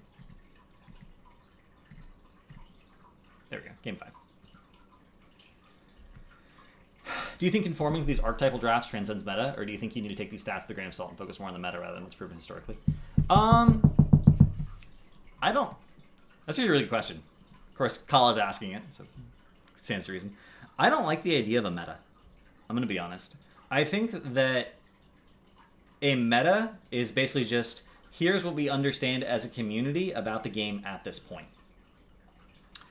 And the more granularity you have in your understanding of what a hero can do, or what a hero is good against, or what a hero counters, or what certain comps can do on certain maps, the better your drafting is going to be. One of the things that I encourage people to do in my drafting guides is think about how you can classify heroes. So, Gul'dan is sustained ability damage, or he's burst ability damage, depending on what his E. But either way, he's low mobility with infinite sustain. Right? Those things put together should immediately tell you the kind of maps he's going to be good on. And he is wave clear. So those things together should be like, well, he's going to be good in 4-mans. He's going to be good on wave clear-centric maps. He's going to be good on maps where he can be defended. So he's really good on Tomb of Spider Queen. He's really good on Infernal Shrines. He's really good on Braxis. Right? Those are maps where you're like... And then he has a really good counter-swing heroic in the form of Horrify. So he's really good against dive comps, assuming he can be protected during Horrify. So we see him paired with big save mechanics from his support, and then he gets the counter swing, right? If you can classify every single hero with that level of granularity, then you can have a better understanding of how to draft and what works against what. For the average player, it really does help to have a framework of how you should be drafting, so you kind of feel like what role you're missing. That comes not only down to the fact that those comps just work in terms of being easy to execute, but because everyone kind of knows their job, it's easier for people to do their thing without comps. Everyone knows the tank initiates. If all the DPS know they follow up on whatever the tank initiates on, that's really easy to execute, right?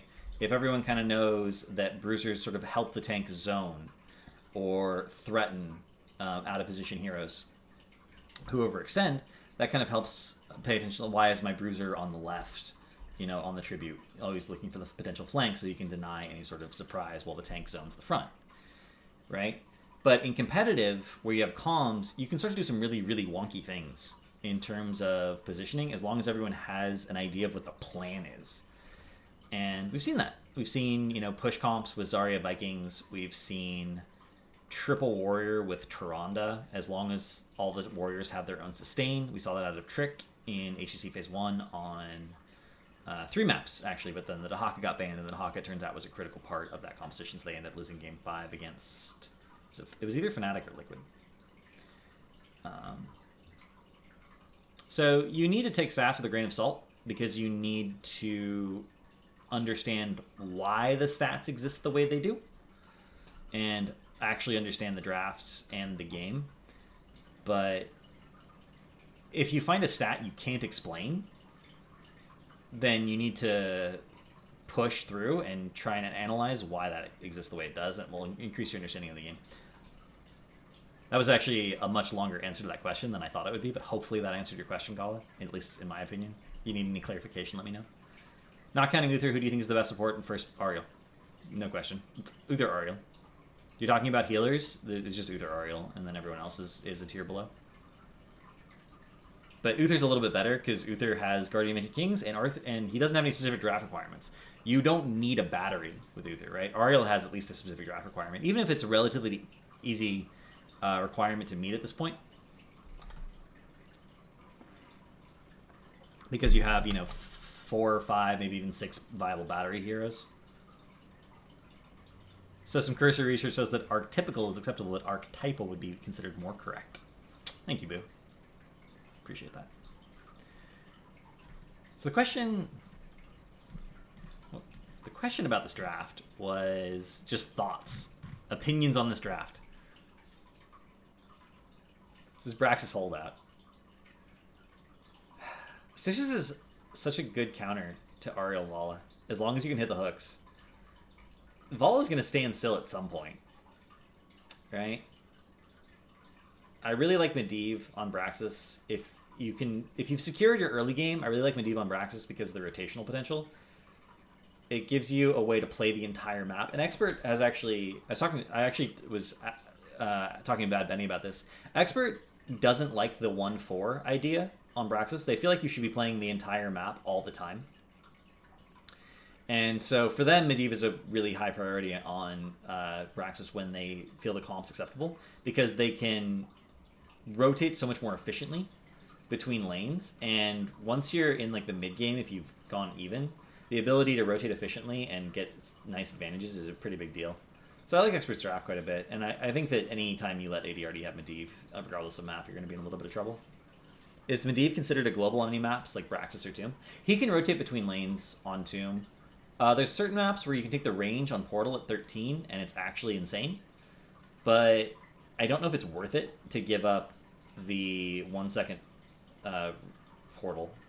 Because if you take the level 1 and the level 13 talents for duration and reduced cooldown, there's only a downtime of 1 second where you don't have a Portal available. And I'm not sure it's worth giving up that just for increased range and slightly better rotations. Suratachi, thank you for the follow. I thought Dig played heroes they weren't particularly historically strong on too, which is odd for a game 5. I mean, they drafted the map. They tried to win the solo lane, and they tried to win the 4-man. But you gotta remember that Dig changed their drafter. Bakery is now the primary drafter and shot caller for Team Dignitas, whereas before it was JPL. So you're gonna see some wonkiness, because it's a different mind, right? And Dig does this a lot. Dig, if they feel like they've gotten to a point where they've tapped out the potential of an idea, and they're like, this is as far as we can get doing it this way, and it's not the world. We have not beaten the world. We're not the top team in the world. Let's change something and keep pushing. And it keeps forcing adjustments from them, and then they get worse, and then they improve. And then they get worse, and then they improve. But their new high is always a little bit higher. So it's not like they're not benefiting from it. I don't know. I think if JPL were the tactical shot caller and drafter, and Bakery were the strategic shot caller, that would have been just as good. But we'll have to see how it ends up working out for them in the long run. In your opinion, is Curse Bullet's cooldown a little too short? I think Curse Bullet's fine. Honestly. It's a little too good with Cocoon, I think, is the primary problem with Curse Bullet. It's a little too good with Cocoon. Because Cocoon is a really easy setup once you have the timing. And then, even if you don't kill the person in the Cocoon with Curse Bullet, you really want fast fights with Cocoon, so you can end the fight before the Cocoon ends. And Curse Bullet is really good at fast fights. So, Uther with a 100% win rate in that series must say something. Uther's busted. I think everyone knows Uther's busted.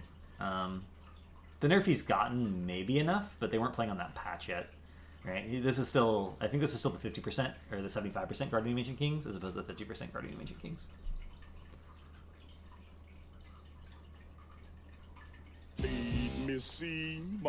Bama Medic 3, thank you for the follow. Appreciate it. Alright, guys. I've been streaming the HGC post-show for like 2 hours now. Do I think a noob's Epicenter is a problem? I was thinking maybe they should move the AoE increase to Debilitation and remove Epicenter and give him a new 16, maybe a Caps and W talent. I don't think Epicenter is a problem. I think Epicenter is fine. I think Cocoon is the problem. Cocoon is just like entirely too strong of a heroic with too few really good answers to it. What would you change to Cocoon? I don't know. It's not my, like, I can look at something and be like, this is too powerful, and then it's Blizzard's job to be game developers. Like, you could make it a skill shot, but that would be kind of awkward. You would need to give it some other compensating mechanism. Like, if it was like Zagara's Maw, and it ignored Unstoppable, but it was a skill shot, maybe that would be acceptable. If you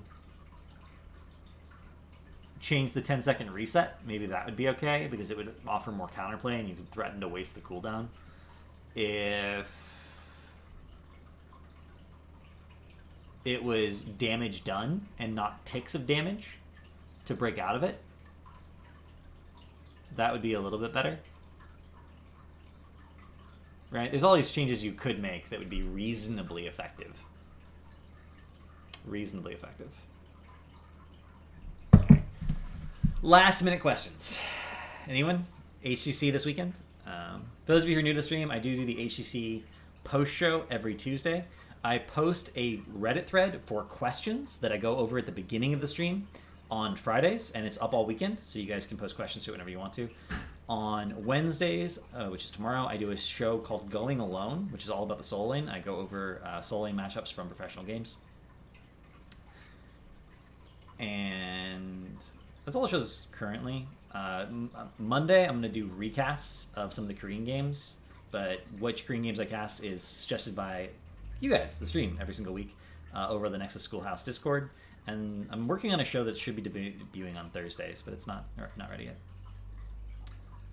So, what about just massively nerfing the range? You could nerf the range. But, I mean, Nanoop can kind of get where he wants to with E. I don't think that would be enough. It's so weird to me that Li Ming has gone from being countered by a noob to countering him because of Disintegrate versus Cocoon. It's a soft counting. How do I get good? Focus on as few heroes as possible.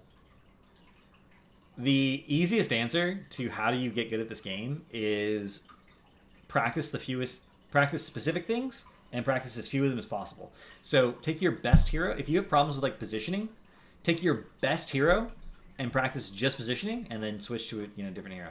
If your problem is cooldown usage or being inefficient, like take heroes that have really long cooldowns and you get punished for using them at the wrong times, like Jaina. Jaina's the best hero to do this because Blizzard is your bread and butter. If Blizzard's not up, you're basically not a hero. Whereas if Blizzard's up, you can just kill people if you get it hit. So learning to manage Blizzard's cooldown will help you learn to manage cooldowns on every other hero really, really effectively.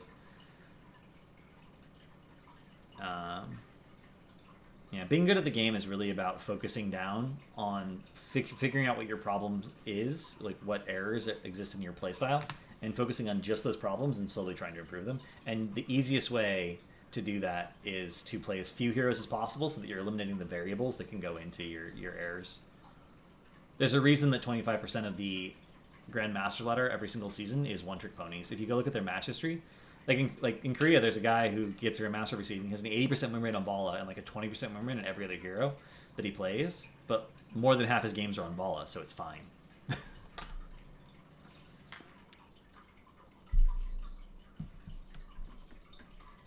I'd switch from being a noob one trick to being a Sonya one trick. Lol. Alright, guys. That's it. Thank you all for watching. I really do appreciate it. Yeah, I always give legit answers, even to silly questions. Do my best.